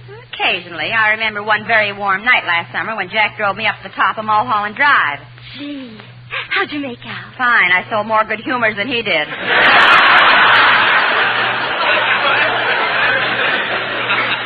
Now, Pauline, you set the table, and I'll... Miss Livingston's residence. Just one moment, please. Miss Livingston, it's the baker. He wishes to talk to you. Oh, good. Hello? Yes, I want the cake delivered as early as possible. How many candles? 39. That's right, 39 candles and arranged in the shape of a question mark.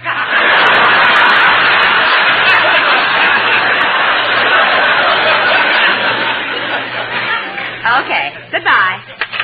Say, Miss Livingston, how old is Mr. Benny really? Oh, I'm sorry, I can't tell you. See, Mr. Benny and I have an agreement that saves us both a lot of embarrassment. An agreement? Yes, I never tell anyone his age, and he never tells anyone my salary. But Miss Livingston, Listen, if Mr. Benny paid you so little, how can you afford this nice apartment and all your nice clothes and everything? My mother writes for Bob Hope.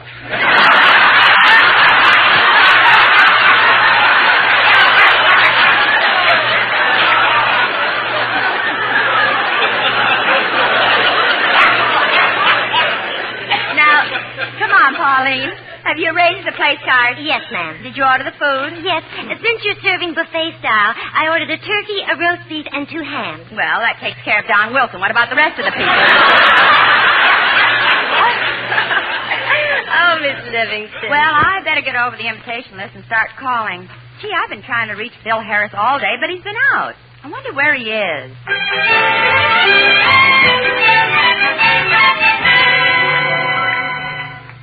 4-ball in the side pocket. Watch it, Mel. Okay. Say, Phil, how's about coming over to my place for a poker game tonight? Gee, I'd like to, Mel, but I can't. 6-ball in the corner. Hey, why can't you come, Phil? Well, it's Jackson's birthday today, and me and the boys in my band are throwing him a surprise party. 9-ball in the side.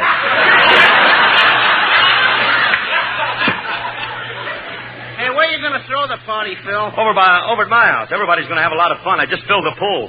Ah, it's pretty cold weather for swimming, ain't it? Yeah, but once you dive in, you don't notice it. Oh, the pool heated? No, it's filled with bourbon. 13-ball in the side.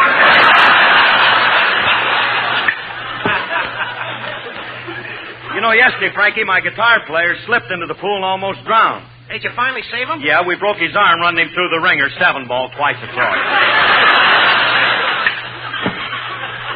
Hey,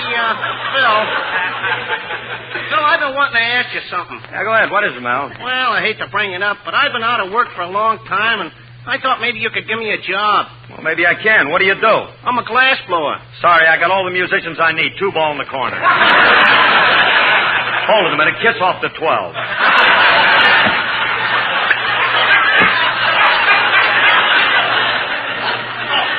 Yeah. Went just like it had eyes. Well, that finishes the game. I beat you 25-4. Gee, some guys have all the luck. Imagine shooting pool like that and being married to Alice Faye at the same time. Well, so long, Mel. I got to start calling the gang. Yeah, I think I'll call Dennis first.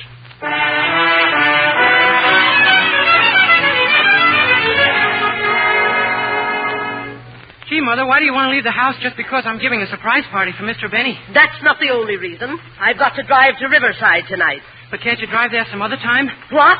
And spoil my truckload of oranges?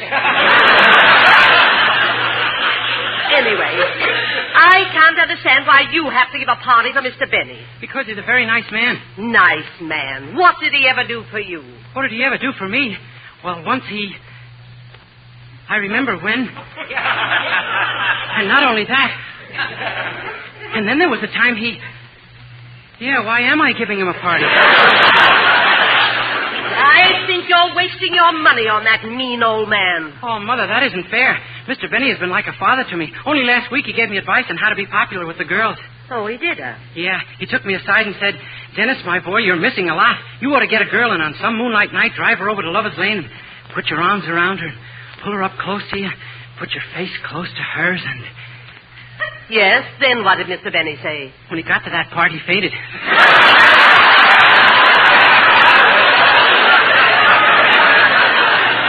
Well, now look, Dennis, let me give you some advice on that. Yes, Mother. Son, as you go through life, you'll meet many girls, and someday you'll meet the one girl you'll want to spend the rest of your life with.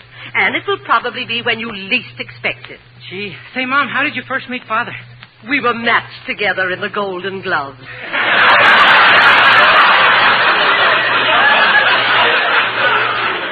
had the sweetest left hook. Well, Dennis, I've got to be running along now. I hope your party turns out nice. Thank you, Mother. Oh, by the way, how old is Mr. Benny today? 39. 39, indeed. Why, I remember seeing him in a vaudeville act with Al Jolson when they introduced the song Sonny Boy. How long ago was that? I don't remember. But Benny was singing and Jolson was climbing up on his knee. So long, son. Bye, Mother. Lots of luck with your oranges. Well, I've got everything set for the party. Now I better see if I have everybody's phone number. Dance, ballerina, dance, and do your pirouette in rhythm with your aching heart. Dance, ballerina, dance, you mustn't once forget a dancer has to dance apart. Whirl, ballerina, whirl, just ignore the chair that's empty in the second row. This is your moment, girl. Although he's not out there applauding as you steal the show. Once you said his love must wait its turn, you wanted fame instead. I guess that's your concern. Live and learn. And love is gone, ballerina gone. Go on with your career. You can't afford a backward glance. Dance on and on and on. 1,000 people here have come to see the show as round and round you go. So ballerina, dance, dance, dance.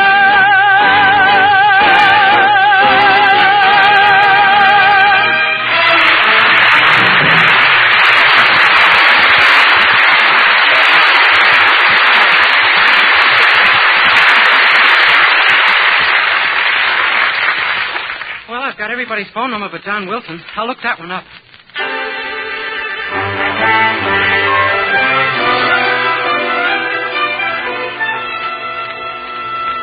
Oh, darling, What is it, Pudgy? I wanted to tell you that the table looks beautiful. Oh, thank you, dear. But I think you better start calling our guests. Well, I will as soon as I finish wrapping this present for Jack. Well, I hope you're giving him an appropriate gift. What's in that package, darling? See if you can guess. A watch? No. Now, I'll give you a hint. They're round and firm and fully packed and free and easy on the draw. Of the what? Draw. A box of Crayolas. No, Pet. Now, listen again, sweetheart. Take last night after dinner. I went into the living room, sat down in my easy chair, struck a match. Now, what did I light? My mother's picture. Yes, and while it was burning, what did I light with that? Oh, darling, don't keep me in suspense.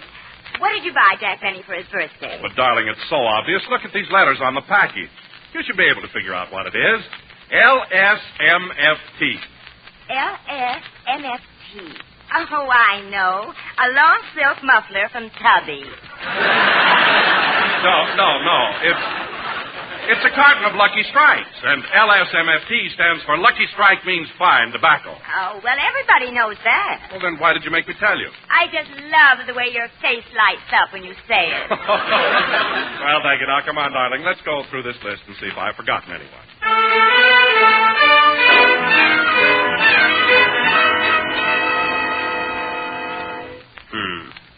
Fine thing.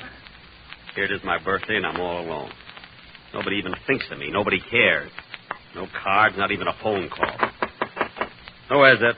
It's me, boss. Rochester, I don't want to talk to anyone. Leave me alone. Leave me alone. Leave me alone. Quiet, Polly. When I want your help, I'll ask for it. Boss, you haven't eaten all day. Do you want me to get... I don't want anything. Just leave me alone. Okay. I wonder what's wrong with him. He's kept himself locked in the den all day.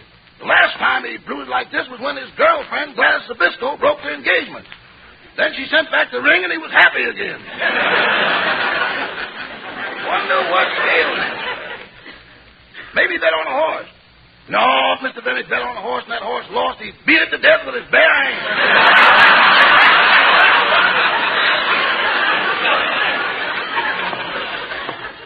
I just can't figure out what's the matter with him. Rochester, if you don't mind, I'll have my dinner served in bed. Well, what's the matter, boss? Don't you feel good? You've been brooding all day. I haven't been brooding. If I want to lock myself in the den, it's my own business. Wait a minute, boss. Huh? Have you been crying? What makes you think I've been crying? There's a rainbow in your little blue eye. There is? I mean, who cares? A lot you or anybody else worries about me anyway. You're wrong, Mr. Benny. I worry about you. Oh, you do, eh? Well, Rochester, what day is it? Saturday. Uh-huh. Saturday, February what? The 14th. Doesn't that mean anything to you? Saturday, February the 14th. Oh, my goodness, I forgot to put out the garbage. Stop that. Come back here. Now, let's not talk about it anymore. You go in and clean the den. I'm going to the kitchen, have a sandwich and a glass of garbage. I mean milk. Okay. Well, it won't take long to straighten up the den. I'll just put these books away on the shelf. Hello. Well, hello, Polly. Here I am, all alone. Nobody cares. Huh? Nobody cares. What are you talking about? Today's my birthday. Oh, my goodness, how can I be so stupid? I better go in the kitchen and fix things up right away. Excuse me, boss, excuse me. Rochester. Just a minute, boss. Rochester, what are you doing? I'm putting a candle on a cracker. It's Polly's birthday.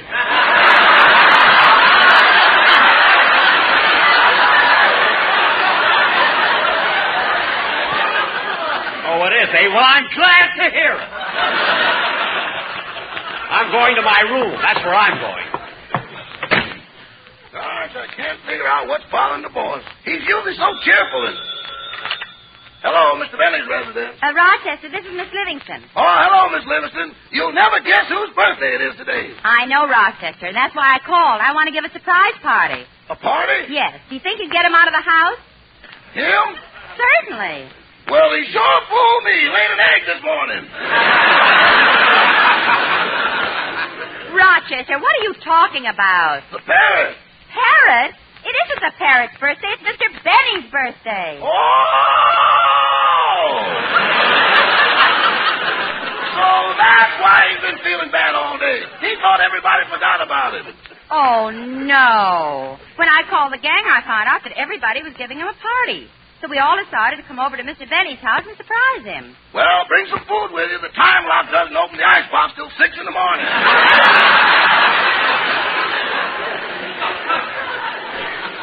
Well, don't worry. We have food. You just get Mr. Benny out of the house for a little while and don't let him suspect anything. Okay, Miss Livingston. Leave it to me. I'll be clever about it.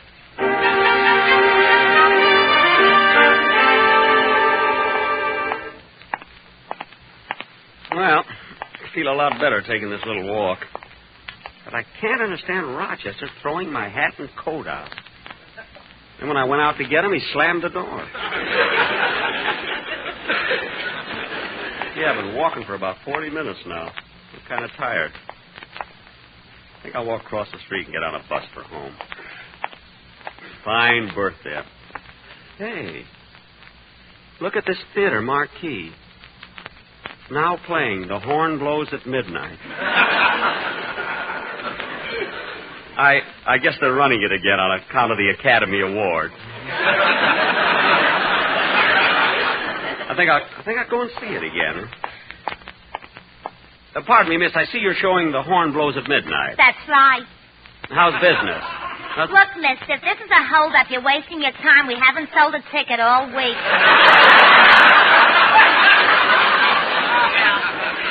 This isn't a hold-up, and give me a ticket. Here's the money. Here's a ticket and a knife. A knife? You'll have to cut your way through the brush. Never mind. Just give me the ticket so I can go in, will you?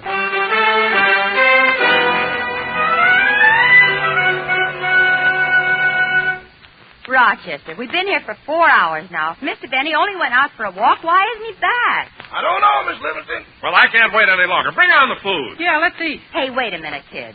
Since this is Jack's birthday party, I propose that we all give a toast. All of us? Yeah, we'll each take a line. Go ahead, Rochester. You start it. Okay. To our boss, Mr. Benny. This toast we do make. While we stand here talking, Don's eating the cake. Well, I waited long enough. I've got to go home. Me too. I wondered what happened to Jack.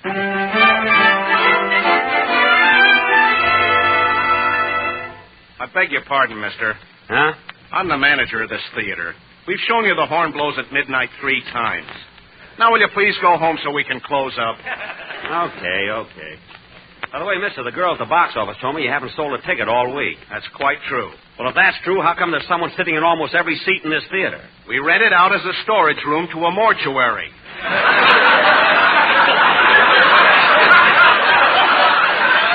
A mortuary? You mean all the people in those seats are... That's amazing. I'll say it's amazing. Yesterday, right in the middle of the picture, 3 of them got up and walked out.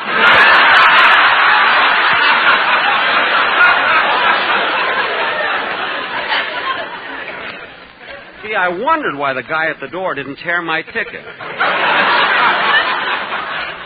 Well, I better go on home.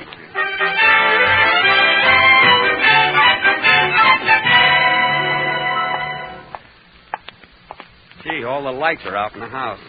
Rochester must be asleep. Now, let's see. Where's my key? Here's the key to my safety deposit box. Here's the key to my car. Key to my garage. Key to my vault. Whoops, I dropped it. Here's the key to the front door. There it is. Coming home to a cold, dark house. What a birthday this was. Fine, loyal gig, I guess. I got a good notion to fire every one of them. If I had any talent, I would. Yeah, I'm tired. Well, I might as well go to bed. Now, who can that be at this time of night? Hello? Hello, is this Jack Benny? Yes? This is Western Union. We have a singing telegram for you from your sister in Chicago. Oh, a singing telegram from my sister, eh? That's nice. Go ahead. Let me hear it. Happy birthday to you. Happy birthday to you. Happy birthday, Jack Benny. Oh, oh, oh, oh,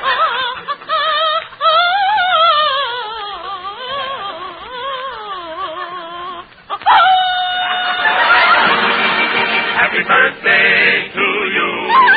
Happy birthday to you.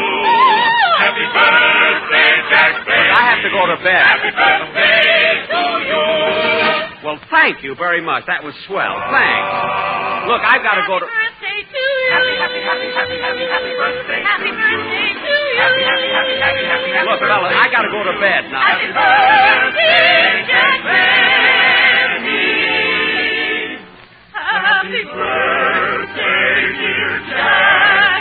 Happy birthday. Well, that's awfully sweet of you. Thanks, Bert. Happy day for that. Look, fella, I got to go to bed. Happy day for that. Thank you. Happy day for that. Happy day for that. Happy day. Happy birthday, Jack Benny. Well, thank you very much. Now, Welcome here, you're welcome very well. Look. Happy birthday to you. Happy birthday to you. Fellas, I'm Happy falling asleep. birthday, It's 2 o'clock in the morning. Happy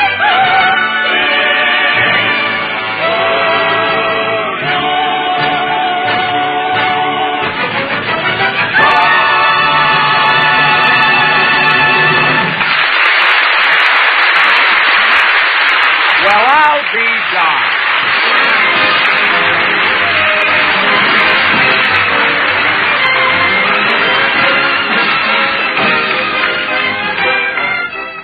Ladies and gentlemen, in certain sections of the country, a critical fuel oil situation exists, and many families may face heatless days before the end of the winter.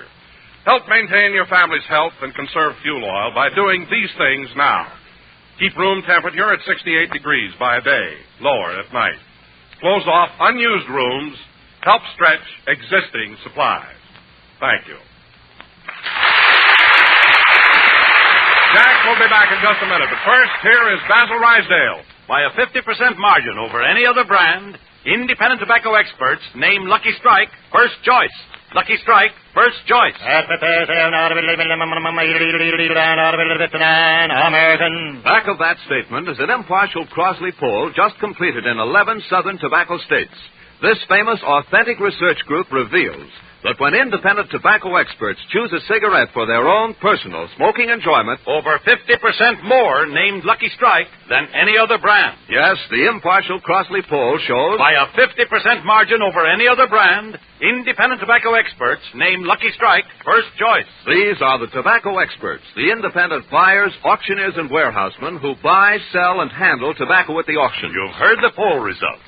Now listen to what tobacco buyer Bryce Leach of Glasgow, Kentucky recently said. Season after season, I've seen the makers of Lucky Strike buy ripe, fine-tasting leaf.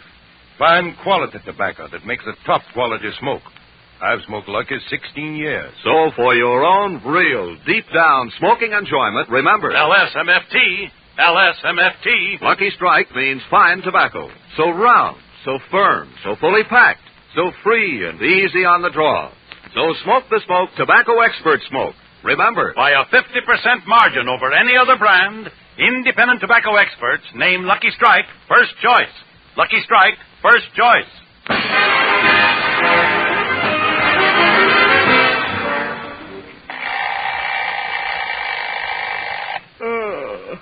It's 9 a.m. Sunday morning. Hope I have a good show this afternoon. Oh, good morning, Rochester. Good morning, boss. Feeling a little more cheerful today? Yeah, I feel fine. You should have come home earlier last night.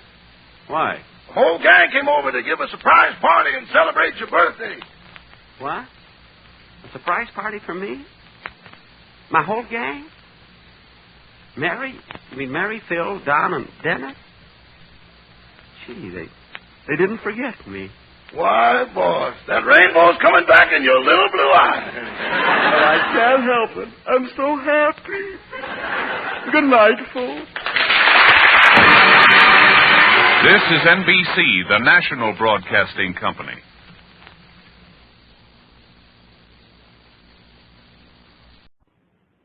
The Jack Benny Program, presented by Lucky Strike. American. Front page news.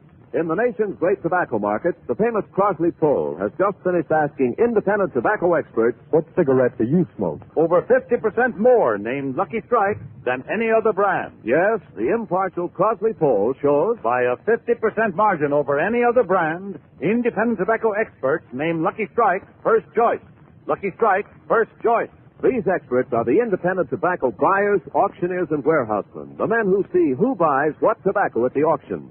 And when independent tobacco experts like these name Lucky Strike first choice for personal smoking enjoyment, then you know. LSMFT, LSMFT. Lucky Strike means fine tobacco.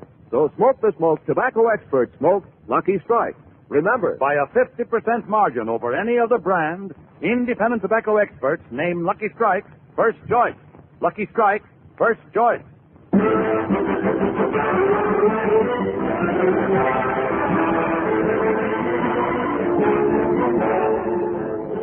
The Lucky Strike program starring Jack Benny with Mary Livingston, Phil Harris, Rochester, Tennessee, and yours truly, Don Wilson.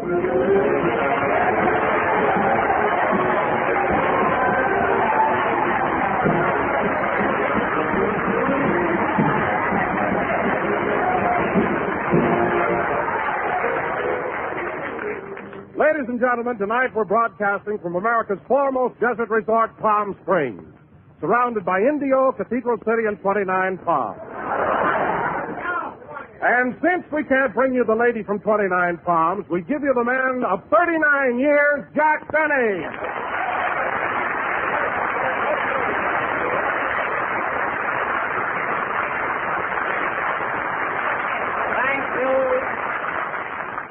Thank you. Hello again. This is Jack Benny talking. And, Don, even though last week was my birthday, I just can't realize that I'm 39 years old. Oh, really, Jack? Yeah, it seems like I'm still 38. Oh, well, after I've been 39 for a few years, I'll get used to it. Tell me, Don, have you been enjoying your stay here in Palm Springs? Oh, tremendously, Jack. The first day I got here, I put on my shorts, went out in the patio, and lay on my back and took a sun bath. Oh, how was it? Well, my legs and shoulders were warm, but it was snowing up on my stomach.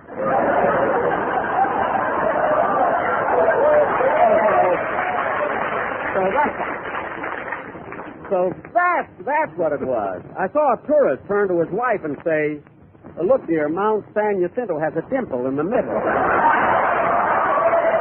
But, Don, Palm Springs is really a great place for a rest. So peaceful and quiet. You sit out in the sun all day, and all you can hear is the sound of your skin cracking. Anyway, Don, you did manage to get a nice tan, you know? Well, Jack, I've been outdoors quite a bit. In fact, I've been horseback riding every day. Well, horseback riding is wonderful exercise. I do it all the time. Hello, Jack. Oh, hello, Mary.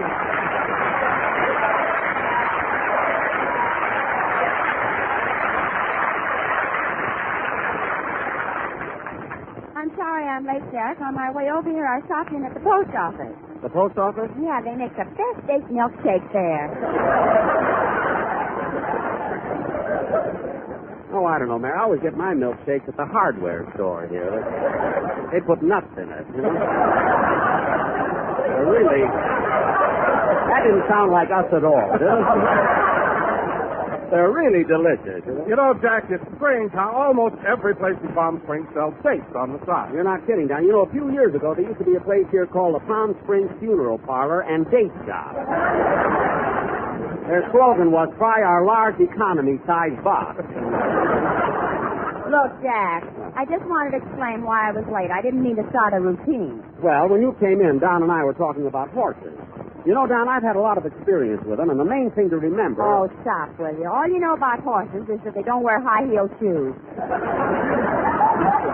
That's so. I know plenty. Tell Don what happened at Roger's stables the other morning. Never mind. The only reason I fell off the horse was because I was trying that new trick, and you know.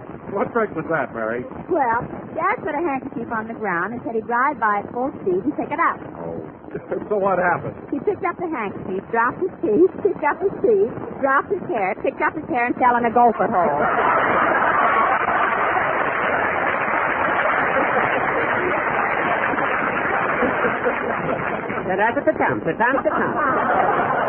Some rhythm. Well, you really make things up, don't you? I'm not making up anything. We've been riding the horse side saddle. Well, you're supposed to. It was a female horse. Now, let's drop it. Don, has Dennis come in yet? It's time for a song. Oh, no, he hasn't, Jack, and neither has Phil Harris. Oh, I meant to tell you, Don, Phil won't be here, and it's my own fault. Your fault? What do you mean? Well, before we left, Phil asked me how things were in Palm Springs.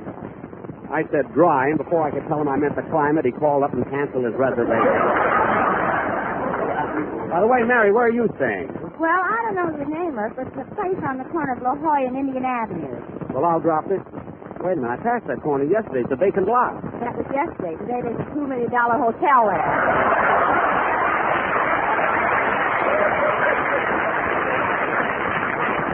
What? And it's booked solid till May. Well, I don't doubt it. You know, the demand for hotel rooms is terrific. I know a fellow who has nothing but the blueprints, and 12 people are sleeping on it. If they get off already, you could start building. This place is really popular. You know, I was amazed when I got down here this year and saw all the beautiful new places that have been built. It's getting swankier and swankier every year. You're right, John. Oh, that's good.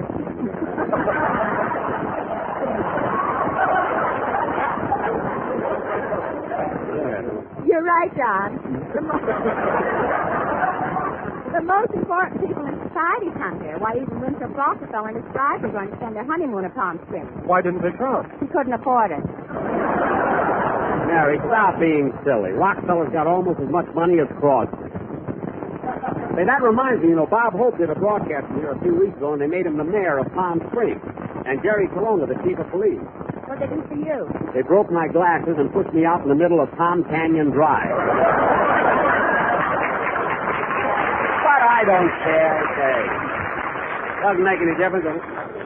Oh, there's the phone. Maybe that's Dennis now. Hello? Hello, Benny. This is Jerry Colonna, Palm Springs chief of police. Jerry Colonna? Well, gee, Colonna, I'm glad you phoned me. Hold the wire a second, Benny. My duties as police chief are calling me. I see a desperate criminal walking toward me on Indian Avenue. I recognize him. It's Jesse James. Wait a minute, Colonna. Jesse James has been dead for 50 years. Wonderful climate here, isn't it? Yes. You know, Professor Colonna, I would have phoned you, but I didn't know where you live. Oh, I'm living at the YWCA. YWCA? Isn't that just for women? I don't ask questions. I just have fun. Oh, for heaven's sake, Colonna, what'd you really call me for? Well, I hate to tell you this, Benny, but I had to arrest Dennis Day this afternoon. Dennis arrested? Why? He's been in town 3 days and he hasn't paid for the air he's breathing. But, Colonna, there's no charge for fresh air. It's your first trip to Palm Springs, bud? Look, would you let me speak to the kid, please? Okay. Hey, Dennis, your boss wants you on the telephone. See, Mr. Colonna, can I talk? Yes, but don't breathe. All right. Hello, Mr. Benny. Oh, hello, Dennis. Don't worry about anything, kid. They can't charge you for the air you breathe. Colonna's nuts. Not as nutty as I am. I paid him $200. Well, that's the silliest thing I ever heard in all my 39 years. How many years? 39. What's the matter? You crazy or something? What? I said, what's the matter? You crazy or something? No, wait a minute. Dennis, that wasn't Colonna. That was you all the time. Why did you pull a trick like that? Oh, I just thought I'd have a little fun. Would you like to hear Ronald Colman now? No, and get over here. All right, old fellow, if I can break away from beneath. Now cut that out!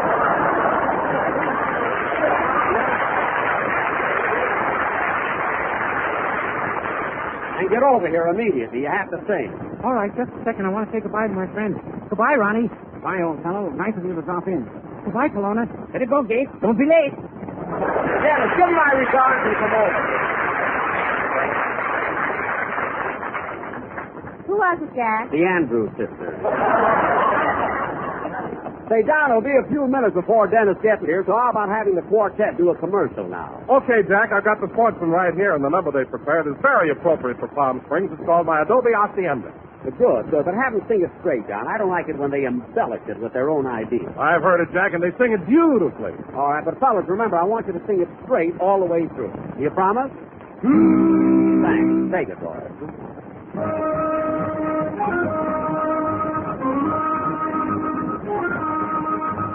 In my Adobe Hacienda, there's a such a maple. ID. Con cover de mortis, booming in the patio. ID. Water the stars and the calm of the sky. Make every evening piece of me. ID. In my Adobe Hacienda, I can go for more complete. ID.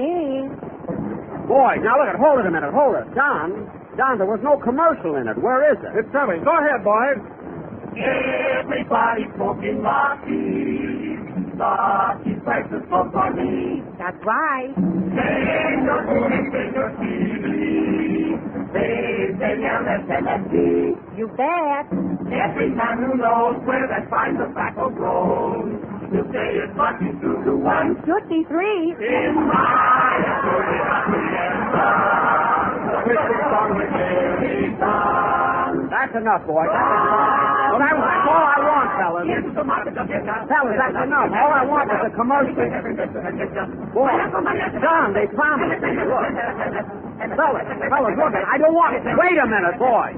Look, wait a minute, fellas. I don't want it. Wait a minute, boys. Wait a minute.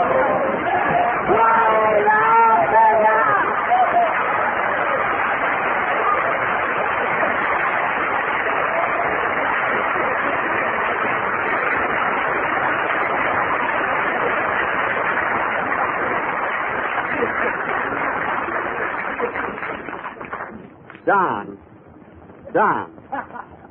San Jacinto boys. You promised me they would sing it straight. How can you do this to me? Well, Jack, it isn't Don's fault. Why don't you have a serious talk with the quartet? I think I will. Oh, boys. See, Mary, what's the use? I mean, you can't talk to her. Well, Jack, let me try it. Okay. Oh, boys. There, you see? What did it get you? A date for tonight, I think.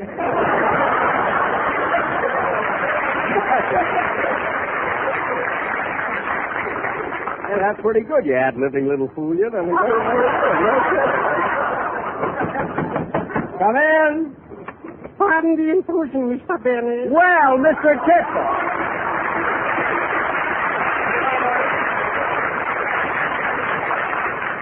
Mr. Kitzel, I'm certainly surprised to see you here in Palm Springs. You surprised.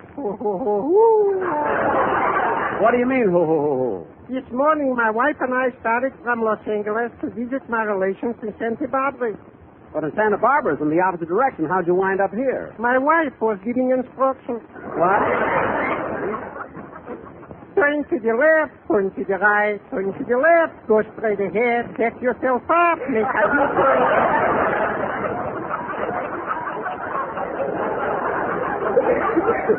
Oh, that's terrible. Terrible? The bus driver got so mad he put us off. Oh, you were on a bus? Yes, we was on a bus, but for the last 10 miles we had to walk. Okay. I finally got so thirsty I could hardly stand it. And suddenly I saw an orange grove, and in front of it was a little stand with a sign what says, all you can drink for 10 cents. Oh, yes, I've seen those signs. All you can drink for 10 cents. So I slapped down a dime and I asked the man for 50 gallons. 50 gallons? He didn't say you got to drink it there.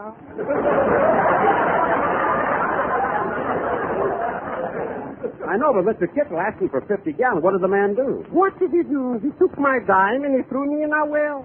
In a well? The sign said all you can drink, but it didn't say what. Oh, yes.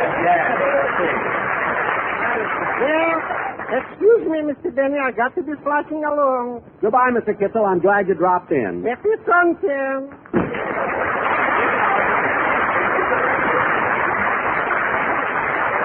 You know, Mary, he sure is a nice guy. Yeah.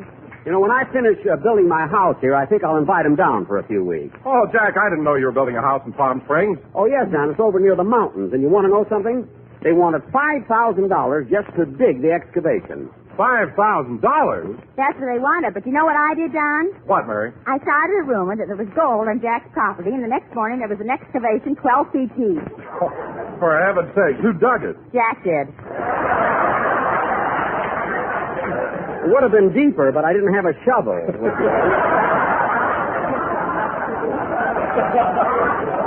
Where'd you say this house is you're building? Well, it's a little south of town, out by the Palm Springs Biltmore. See, to reach it, you have to pass the El Irisado, the Normandy Village, the Racket Club, the Montecito, and the Rossmore.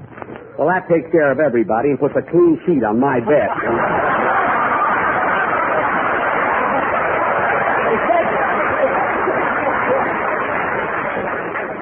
I think.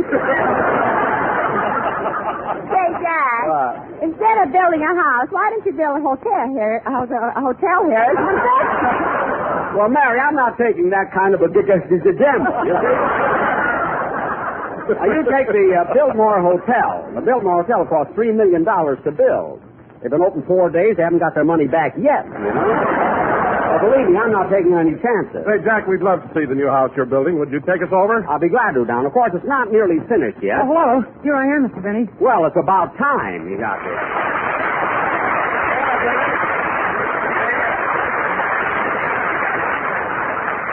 You and your impersonation. I hope you have a good reason for being late, Dennis. Oh, I have. I was tired and overslept because yesterday I went skiing on Mount San Jacinto.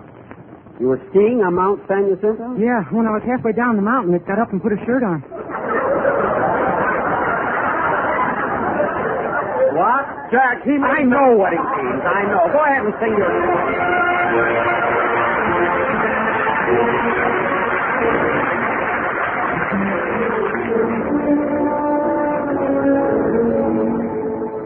In the sleepy town of San Juanito, there's a story that a padre said of a gay senor and senorita and the serenade of the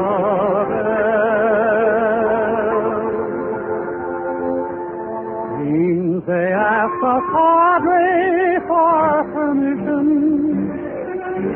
to be married early in the spring. But their both had made just one condition, that the mission bell had to ring. Everyone knew the bells were broken and hadn't sounded for a long, long time.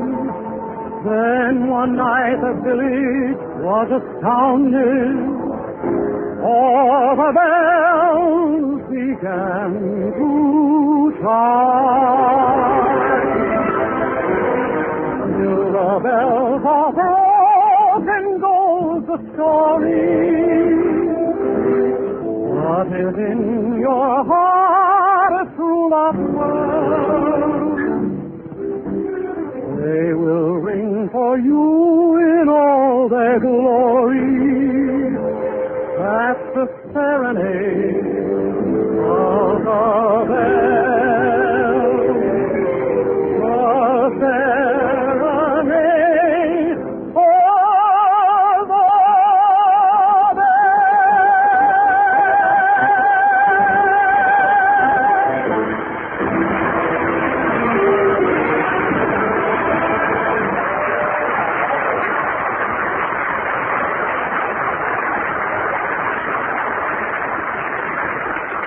That was Serenade of the Bells, sung by Dennis Day. Very good, Dennis. Thanks.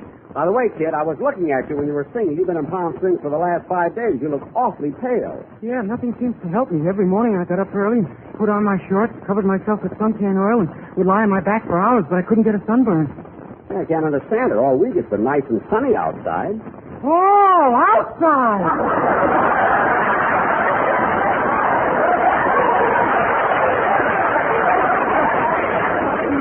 Dennis, why don't you grab your tongue and see how far you can throw your head?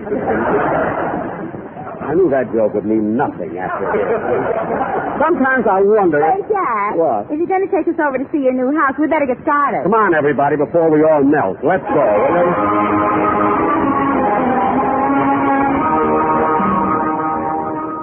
Well, kids, here we are. There's my house. What do you think of it? Oh, boy, I think it's swell.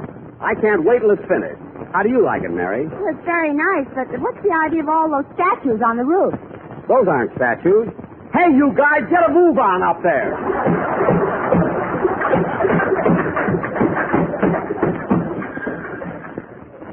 I wonder where Mr. Nelson, the builder, is. Maybe that's him over there. Where? Well, coming toward us on horseback. Oh, yes. Mr. Nelson! Mr. Nelson! Yes?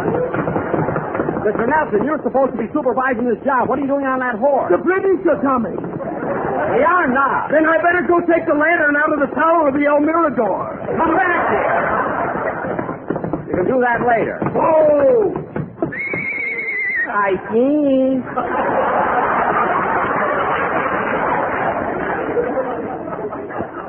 Now, Mr. Nelson, I came over to see how my house is coming along. I'd like to see the grounds first. All right. We'll go around to the backyard. Follow me. We're coming around to the back, man.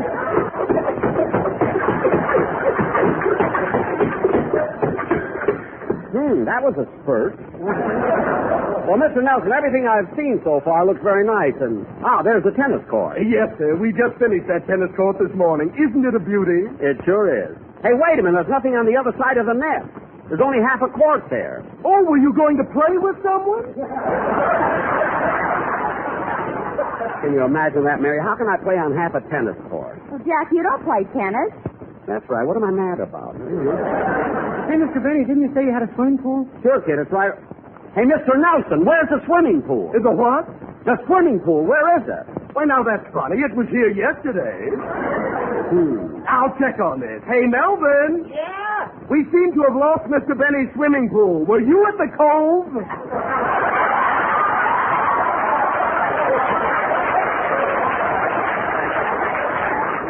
Never mind. Let's go. Hey, wait a minute. Look at this lumber. It's so green the sap is oozing out of it. Oh, that isn't sap. We soak the lumber in orange juice 24 hours before we nail it up. Soak in orange juice? What does that do for the lumber? Nothing, but we've got the healthiest termites in the world. Hey, Jack, how about showing us through the room? All right. Mr. Nelson, we want to go inside the house. Okay, just follow me. All right, then. We're coming into the house.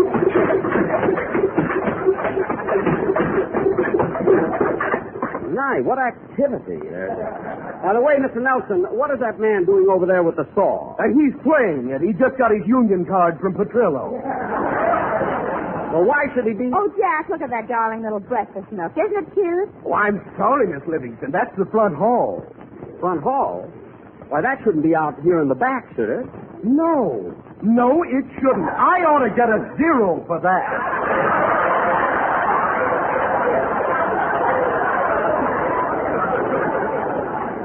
Now, look, Mr. Nelson, I want to see all the rooms downstairs first. Yeah, very well. Follow me, and I'll show you the downstairs room. Here's the dining room. Here's the den. And here's the... Well, what do you know? Here's the attic.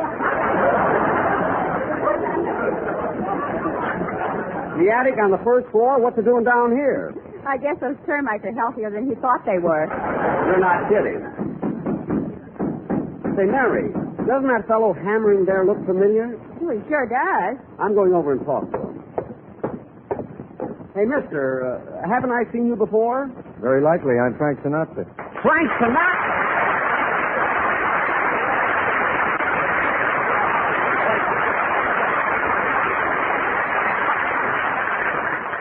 Frankie, what are you doing here, working as a carpenter? I'm between pictures. I know, but Frankie, you're a big star. You're also on the hit parade. Why do you take a job like this? Look, Jackson, in Palm Springs, a carpenter makes much more than a star. I think.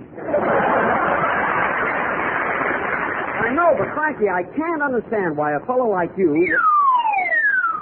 How do you like that? He fell right through a crack.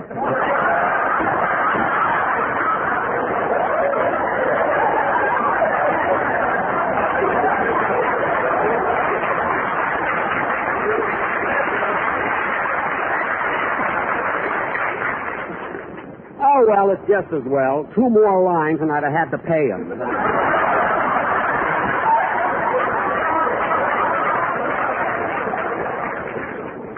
Afra, is he with Afra? Now, Mr. Nelson. Jack, let's go upstairs and see the bedroom. All right, how about it, Mr. Nelson? Certainly, if you wish. Okay, men, ready or not, here we come. It's a regular beehive, isn't it? Hey, Mr. Benny, when they finish your house, I'm going to live here with you. What makes you think so? They nail my shoes to the floor. Oh. I think. Fry yourself loose. I'm not taking in any boarders. Say, Mr. Nelson, we've been going all through the house, and I haven't seen any bathrooms. Oh, my goodness, we forgot to build one. You forgot to build a bathroom?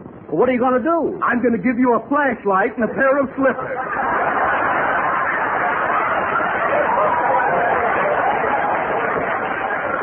Oh, outside.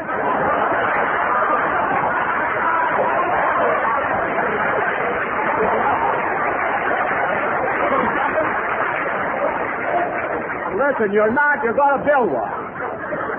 Now, Mr. Nelson, where's my bedroom? Oh, the master bedroom. Here it is, right here. Say, it looks... Why, Rochester. Oh, hello, Mr. Benny.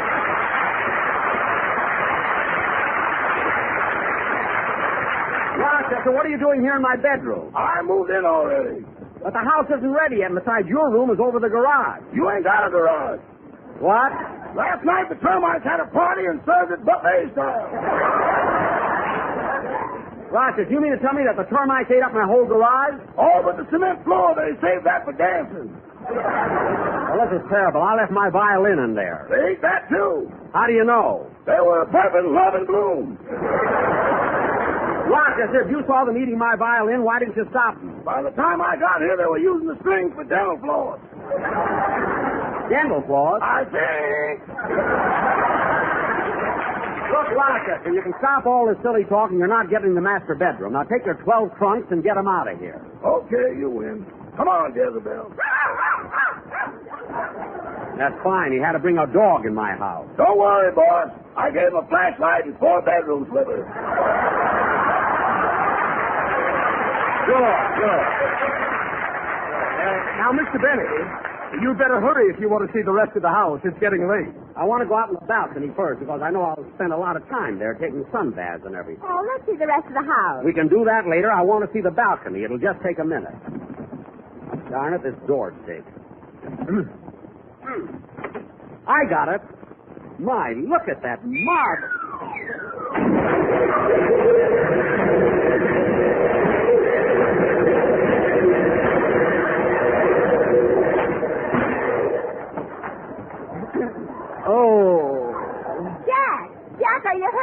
don't know yet. Mr. Nelson! Why did you put a door there and no balcony? Because my brother-in-law's a doctor.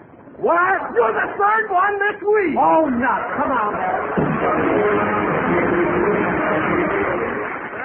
By a 50% margin over any other brand, independent tobacco experts name Lucky Strike first choice. Lucky Strike first choice.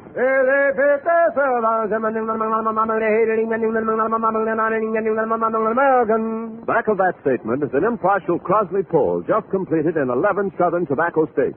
This famous authentic research group reveals that when independent tobacco experts choose a cigarette for their own personal smoking enjoyment, over 50% more named Lucky Strike than any other brand. Yes, the impartial Crosley poll shows by a 50% margin over any other brand, independent tobacco experts name Lucky Strike first choice. These are the tobacco experts, the independent buyers, auctioneers, and warehousemen who buy, sell, and handle tobacco at the auction. You heard the poll results.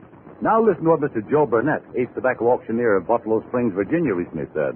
At auction after auction, I've seen the makers of Lucky Strike buy quality tobacco. Fine, light, fragrant tobacco that makes a grand smoke.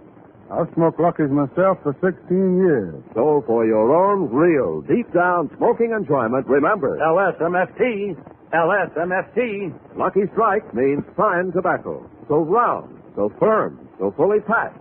So free and easy on the draw. So smoke the smoke tobacco experts smoke. Remember, by a 50% margin over any other brand, independent tobacco experts name Lucky Strike first choice. Lucky Strike first choice. This is NBC, the national broadcasting company.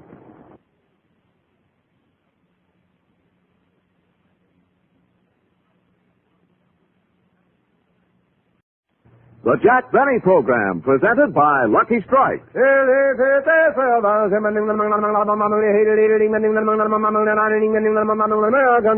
Lucky Strike, and Lucky Strike alone, offers you important evidence gathered in the tobacco country by the world-famous Crosley poll. This evidence clearly reveals the smoking preference of the people who really know tobacco. Auctioneers, buyers, and warehousemen. Here's what the Crosley poll found. Independent tobacco experts again name Lucky Strike first choice. Lucky Strike first choice over any other brand. These experts know their business. Their overwhelming preference for Lucky Strike, we believe, has a direct relationship to the quality of tobacco we purchase for Lucky's and to the smoking enjoyment you may expect from fine tobacco. And when these veteran tobacco experts name Lucky Strike first choice for their own personal smoking enjoyment, then you know. LSMFT. LSMFT. Lucky Strike means fine tobacco. So smoke the smoke tobacco experts smoke Lucky Strike. Independent tobacco experts again name Lucky Strike first choice. Lucky Strike first choice over any other brand.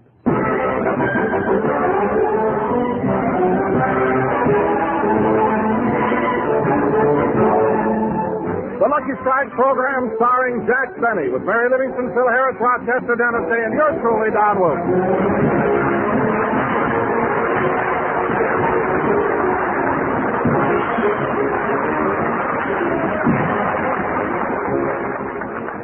Ladies and gentlemen, last night Jack Benny invited his girlfriend, Gladys Zabisco, to attend our Sunday morning rehearsal. So let's go back and pick them up on their way to the studio.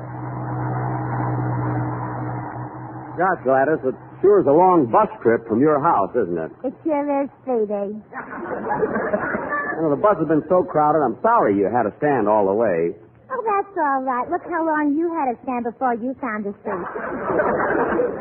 Yeah. It was smart of you telling that old lady it was Crenshaw Boulevard when it was only Vermont.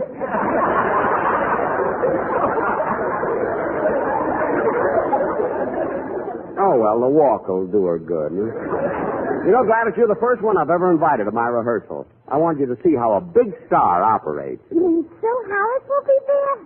Gladys, when I said a star, I meant that... Oh, Speedy, I was only kidding. Stop pouting. Well, I'm the star of the show, not Phil Harris. You hurt my feelings. Oh, I know how it is, Speedy. Everyone likes to think they're the tops in their profession. Certainly. How would you feel if I said that any plumber can solder a steam pipe as fast as you can?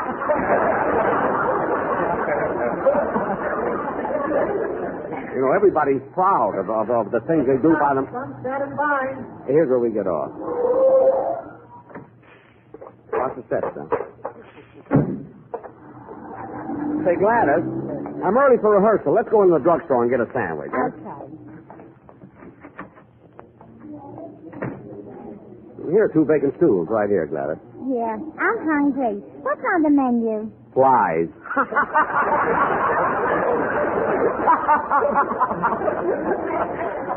Oh, Speedy, even when you're sitting down, you're on your toes. Yeah. Well, let's see what's on the menu. Corned beef sandwich, 55 cents. Roast beef sandwich, 60 cents. Ham and cheese, 70 cents. Sardine sandwich, 15 cents. Steak sandwich, $1.25. Hey, that sounds good. What are you going to have? A sardine sandwich. Again? Yeah. Oh, Clark! Wait just a minute. We're busy. Are you ready, Joe? Ready. Rubber gloves. Rubber gloves. Scalpel. Scalpel. Tweezers. Tweezers. Hey, what are you guys doing back there? Hey, we're picking the garlic out of a salami. Well, you can do that later. Okay. What do you have? We'll have 2 sardine sandwiches. 2 sardine sandwiches. Would you like the domestic or the imported? Imported? Yeah, those sardines come from Sweden, Norway, and Holland. Now, where did the domestic come from? Anaheim, Azusa, and Colman. Oh, well, then we'll have the domestic sardines. Well, it'll take a little while. We have to cook those over a smudge pot. Never mind the jokes. I'm in a hurry. Well, look, if you don't like the service here, go someplace else. Well, then don't tell me to go someplace else. I came in here to get a sandwich, and you got to give it to me. Can't push me around, you know. I know my rights. You tell him, Speedy. You've been on the freedom train. You said it. Now go get our orders. Okay. While you're making the sardine sandwiches, I'll have a bowl of soup. What have you got? Navy bean and soup de jour. What's the soup de jour? Navy bean. No, well, I'll have soup de jour. I'll have Navy bean. Okay. Float the fleet and Halsey's eyewash. Navy bean. Hey, he's new here. Oh. Well, hurry up, will you, and get our sandwiches? Oh, hello, Mr. Benny. Oh, hello, Dennis. I thought I'd have a bite to eat before rehearsal. Oh, good, kid. Here's the menu. What are you going to have? I think I'll have a roast beef sandwich and a corned beef sandwich. A roast beef sandwich and a corned beef sandwich? I've got 2 shows.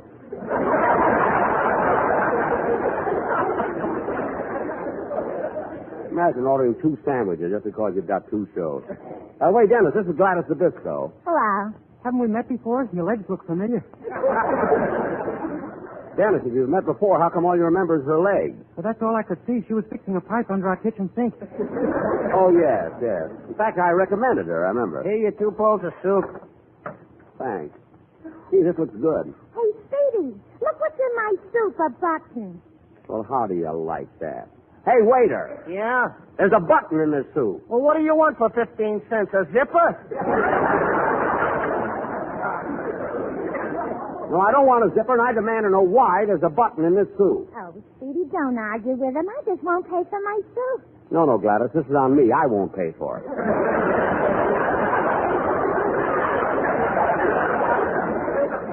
Now, look, waiter. There's a roast beef sandwich and a corned beef sandwich. Who ordered it? I did. Now, what do you have to drink? Coffee, tea, and milk. Coffee, tea, and milk? I did a guest shot last week. No. Well, come on, kids. We got to hurry, so let's...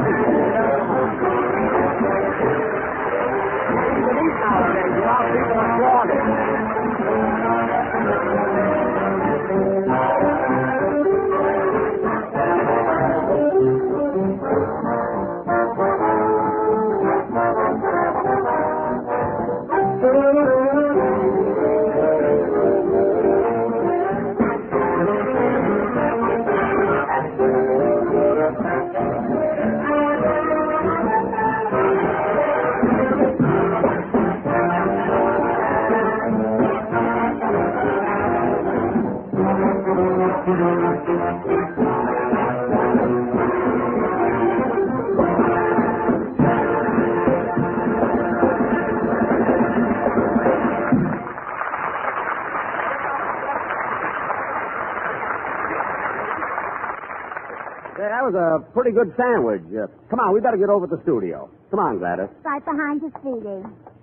Watch the check, folks. There's water all over the floor. Oh, yes, yes. I'm the manager. I hope you'll excuse it. One of the pipes behind the soda fountain sprung a leak. Oh, that's too bad. Come on, Gladys. I have no idea what caused it. Well, mister, maybe the water's backing up because you're not getting enough air through the vents. No, I checked the vent. Gladys, come on. On the other hand, maybe the washer in the union behind the waste tap is shot. Gladys, let's go. Well, I was... Of course, you can't always put your finger on it, but my guess is that your inside line is corroded or the valves in the hot water intake will have to be reseated. Gladys, let's go, will you? Speedy, this is business. But this is Sunday. That's time and a half. I know, but look at... Look, mister, if you want, I'll be glad to check all the connections. Or even run a snake through the line and see that there's any obstructions between the elbow joint and the flush out. Well, I would appreciate if you'd fix our plumbing. That is, if your friend won't mind. Oh, I thought you knew my friend. His name Herman Fishback. Now, come on, Gladys, let's go. Well, it'll only take a minute. Hand me my bag. You can't fix it now. Anyway, there's nothing in there but a lipstick. On the other end is a pipe wrench. Oh. But, Gladys, when you finish the job, I'll be over at the studio. Come on, Dennis, let's go. Say, Mr. Benny. Huh? Are you in love with Gladys Zabisco? No, Dennis. I wouldn't call it love. We're just friends, that's all. Gee, a plumber's friend.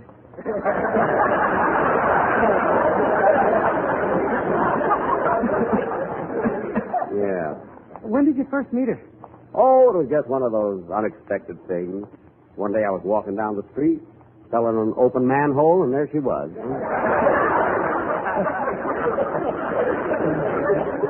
You know, fate. Well, love is where you find it. Yeah, I get it. Oh, hold it, kid. We better stand here on the curb till the light changes. Say, Emily, isn't that just Benny over there? Where, Martha? Standing on the corner. Why, yes, so it is. My, he always looks so handsome. Those sparkling blue eyes, that manly physique, that Grecian profile, that regal poise. And when he smiles, something happens to my sacroiliac. That's strange, Martha. I thought South America took it away. Oh, Emily, stop joking. The trouble with you is you've never been in love. Oh, no? What about Cleveland? Cleveland? What happened there? Not Ohio. Grover. Oh, yes. But, Emily, I always keep dreaming that someday I'll be taking an ocean voyage on the same boat with Mr. Benny, and we'll get shipwrecked, and we'll wind up alone on a desert island. Just me, Jack, and Errol Flynn. Martha, if your shipwrecked is Jack Benny, what do you want with Errol Flynn? What's the matter? You're crazy or something?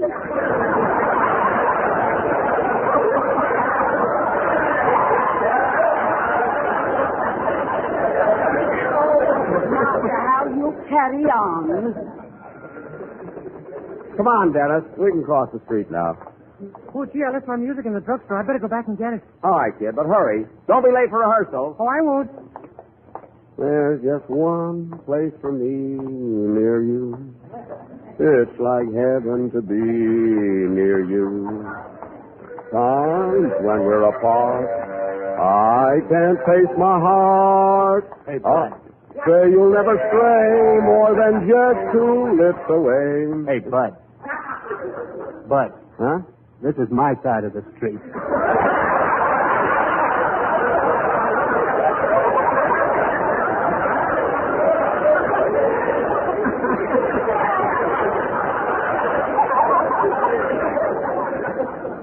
What? Unless you want to team up. No.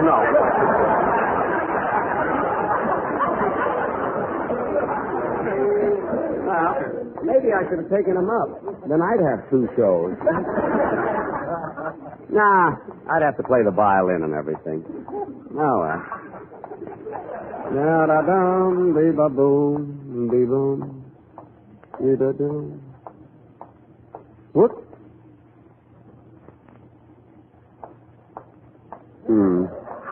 It was only a bottle cap.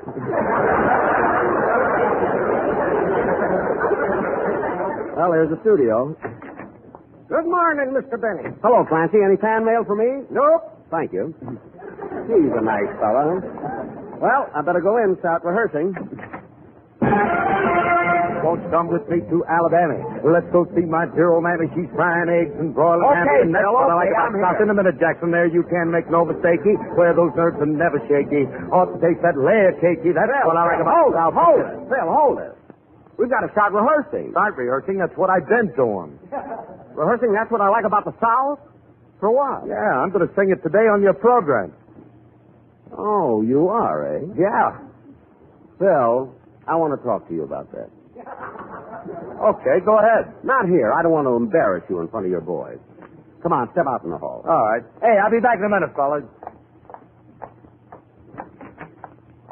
Okay, Jackson, what is it? Not here. Let's go into my dressing room. All right, Jackson, all right. What's on your mind? Sit down, Phil. Now, Phil, I've heard you sing That's What I Like About the South 50 times a year for the last 12 years. And I defy you to show me where those lyrics make one bit of sense. Jackson, you cut me deeply. I have, eh? Well, do me a favor, will you? I want you to sing That's What I Like About the South right here and now. Sing it slowly.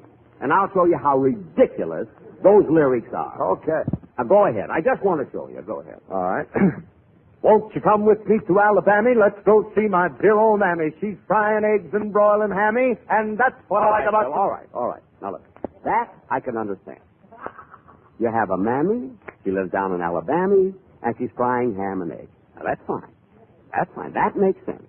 Now, continue. I just want to show you. Continue. There you can make no mistakey, where those nerves are never shaky. You ought to taste that layer cakey, and that's what All I right, like. Phil. All right, now hold it. Now, that I can understand a tiny bit. Somehow your mother added a pinch of baking powder to the ham and eggs, and it turned out to be a layer cake.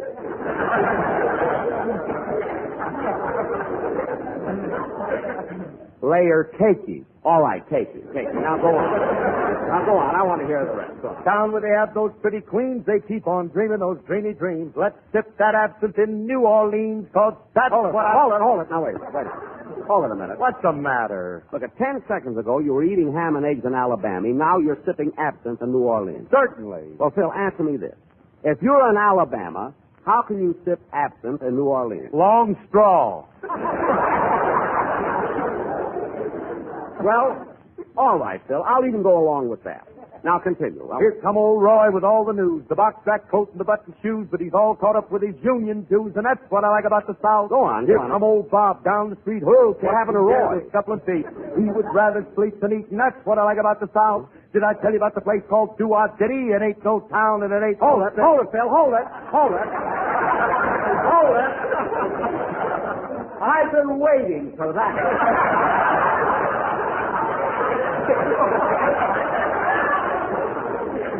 Huh? Yep. Oh, boy. Just a minute. Oh, what's the matter? Now, wait a minute.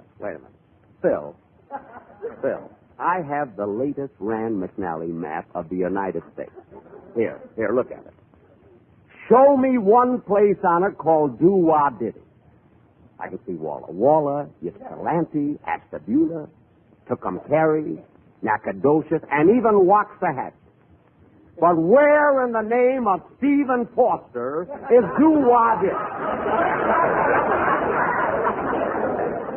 Or Petrillo. Where in the name of Petrillo? Where is Doo-Wah Diddy? Jackson, I just told you. You told me what? It ain't no town, it ain't no city. It's awful small, but awful pretty. Doo-Wah Diddy. Now, don't describe it. I mean, just tell me, is it a real place? Certainly, Jackson. It ain't just a fig leaf of my imagination. That's fig leaf. But, Phil, just answer me one thing. Look, just answer me one thing, Phil. Look, if Doo-Wah Diddy ain't no town and it ain't no city, what is it? Is it a village? Is it a hamlet? Is it a gas station? Is it a sack of Bigelow?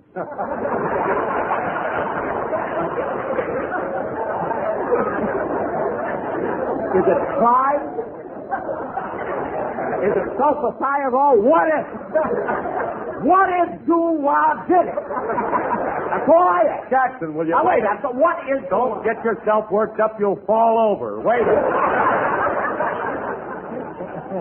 You're going to pick everything to pieces. You got nothing. What? Well, you can do that with any song. What do you mean? Well, take Frank Sinatra. Last night on the hit parade right here at NBC. Yeah. NBC, Yeah, which yeah. is on Sunset and Vine, Yeah. right in the middle of Hollywood. What does he sing? River, stay away from my door.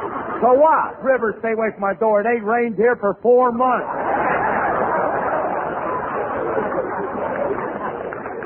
What about yesterday? That wasn't enough to chase a jigger of bourbon. Phil, that's a silly argument you're giving me. And anyway, what I said still goes. You're not going to sing That's What I Like About the South anymore on my program. Now, let's get back to rehearsal. Okay.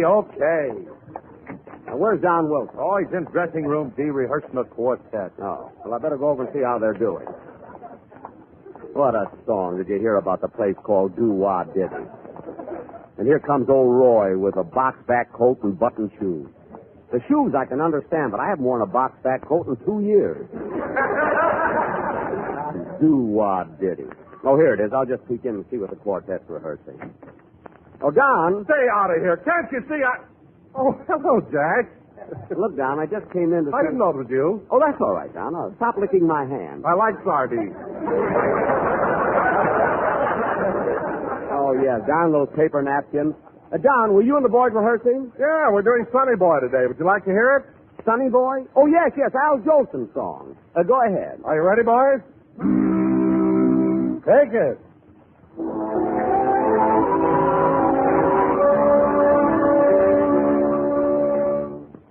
I'm upon my knees, speedy ring. LSMFT, speedy ring. You've no way of knowing, there's no way of showing what you mean to me, speedy ring. When there are gray skies, I don't mind the gray skies.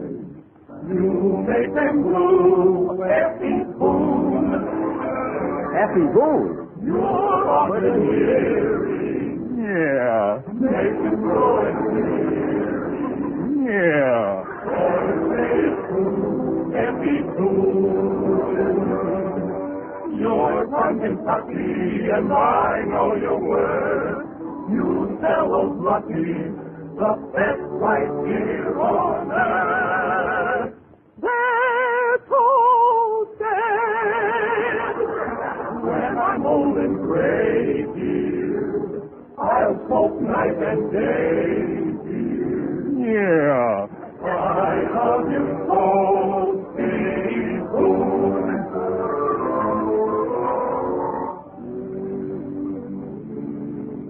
Yes, Speedy Riggs and Effie Boone. I remember them many years ago. A pair of barefoot boys playing joyfully in the tobacco field. And as the sun would set over the magnolia trees, they would come trudging home with their chubby little arms filled with those big tobacco leaves. And who would meet them at the door? Basil Rysdale. And then on their day off, they would go to the old swimming hole, take off their clothes, and lie in the sun. And when Speedy Riggs turned to Effie Boone and said, "Look at my back, is it burned?" Effie Boone said, "It's okay. When I'm old and gray, dear, I'll smoke night and day, dear. Yeah. I love you so.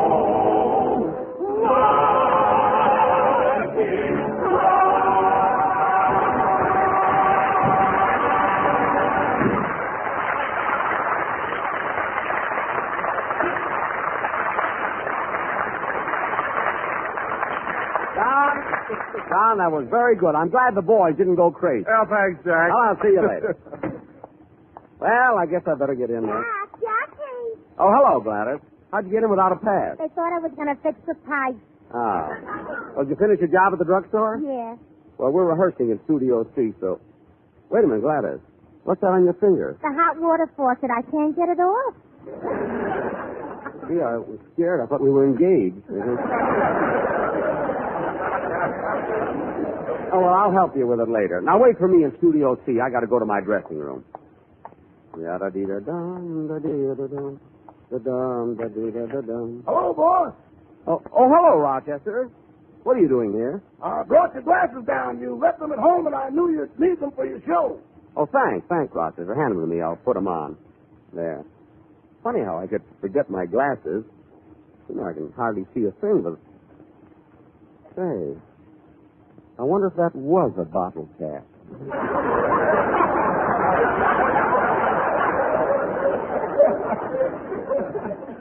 What'd you say, boy? Nothing. Oh, by the way, Rochester, I won't be home for dinner tonight. I'm going to the K. Kaiser banquet. You know, it's the 10th anniversary on NBC. Rochester, remember when NBC gave me a 10th anniversary dinner? Yeah, I remember that night. Yeah. They served roast breast and sardines. Yeah. That's where I got the habit, you know. But you know, K. Kaiser's a nice fellow. He deserves a testimonial. Say, Rochester, what do you think I ought to wear tonight? My blue shirt suit or my tuxedo? You can't wear your tuxedo, boy. Somebody answered the ad you put in the paper, and I read it out this morning. My tuxedo? Who'd you lend it to? K. Kaiser. Oh. I hope he's careful with it. Well, boss, I might as well be getting back home now. Okay. So long, Rochester. So long, boss. Now, let's see. Where are the scripts? Oh, here they are. I think they're all right. Say, Mr. Benny. Yes, Rochester. I meant to ask you, as long as you're not coming home for dinner, do you mind if I take the night off? No, I guess it'll be all right, Rochester. Why? Well, my aunt is visiting me, and I'd like to show her the town. Oh, your aunt, eh? Yeah, she's never been to Los Angeles before. She's from way down south. Really? What part of the South? Mississippi. Mississippi, eh? What town? A little place called Doo-Wah Diddy.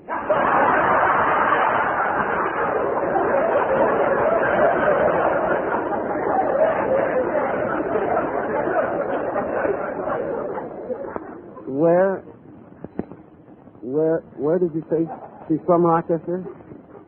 A little place called what? Doo-Wah Diddy. Rochester, close the door.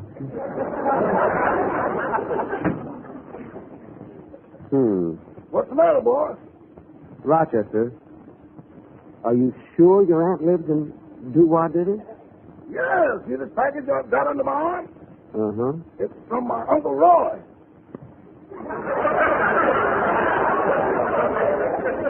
Your Uncle Roy? What did he send you? A pump back coat and button shoes.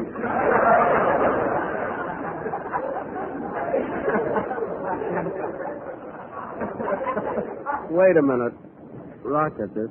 Your Uncle Roy, who lives in Doo-Wah Diddy, sent you a box back coat and a pair of button shoes? Yeah. What's the matter, boss? You look kind of pale. Yeah. I think I'll lie down. You can go. And Rochester, you can have tonight off if you want. Okay, boss, thanks. Oh, Rochester. Yes, sir. When you pass Studio C, tell Phil Harris it's all right for him to sing. That's what I like about the South.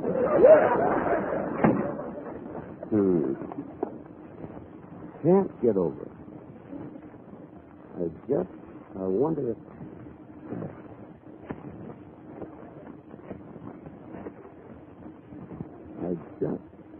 Hello?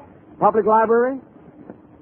Miss, can you tell me, is there a little town in Mississippi called Doo-Wah Diddy? What's the population? No, that's all. Thank you very much. Yeah, never been so embarrassed in all my life. I wouldn't blame Phil if he never talked to me again. Well, I'm not going to take this lying down.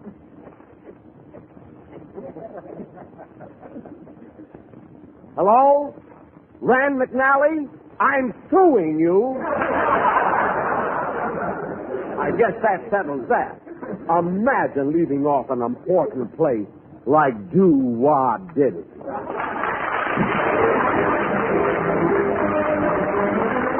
Jack will be back in just a minute, but first... American. Independent tobacco experts again name Lucky Strike first choice. Lucky Strike first choice over any other brand. That statement is backed up by an impartial Crosley poll just completed in 11 southern tobacco states. This poll, taken among tobacco experts, clearly reveals the smoking preference of the men who really know tobacco. The survey shows... Independent tobacco experts again name Lucky Strike first choice. Lucky Strike first choice over any other brand. These are the experts, the top men in their field, auctioneers, buyers, and warehousemen. And we believe their overwhelming preference for Lucky Strike has a direct relationship to the quality tobacco we purchase for Lucky. You've heard the poll results. Now listen to what Mr. Henry Snell, a tobacco warehouseman for over 32 years, recently said. Season after season, I've seen the makers of Lucky Strike buy fine, mild, ripe tobacco. I've smoked Lucky 17 years. So for your own real, deep-down smoking enjoyment, remember... LSMFT. LSMFT. Lucky Strike means fine tobacco. So round, so firm, so fully packed, so free and easy on the draw. Good night, folks. This is NBC, the national broadcasting company.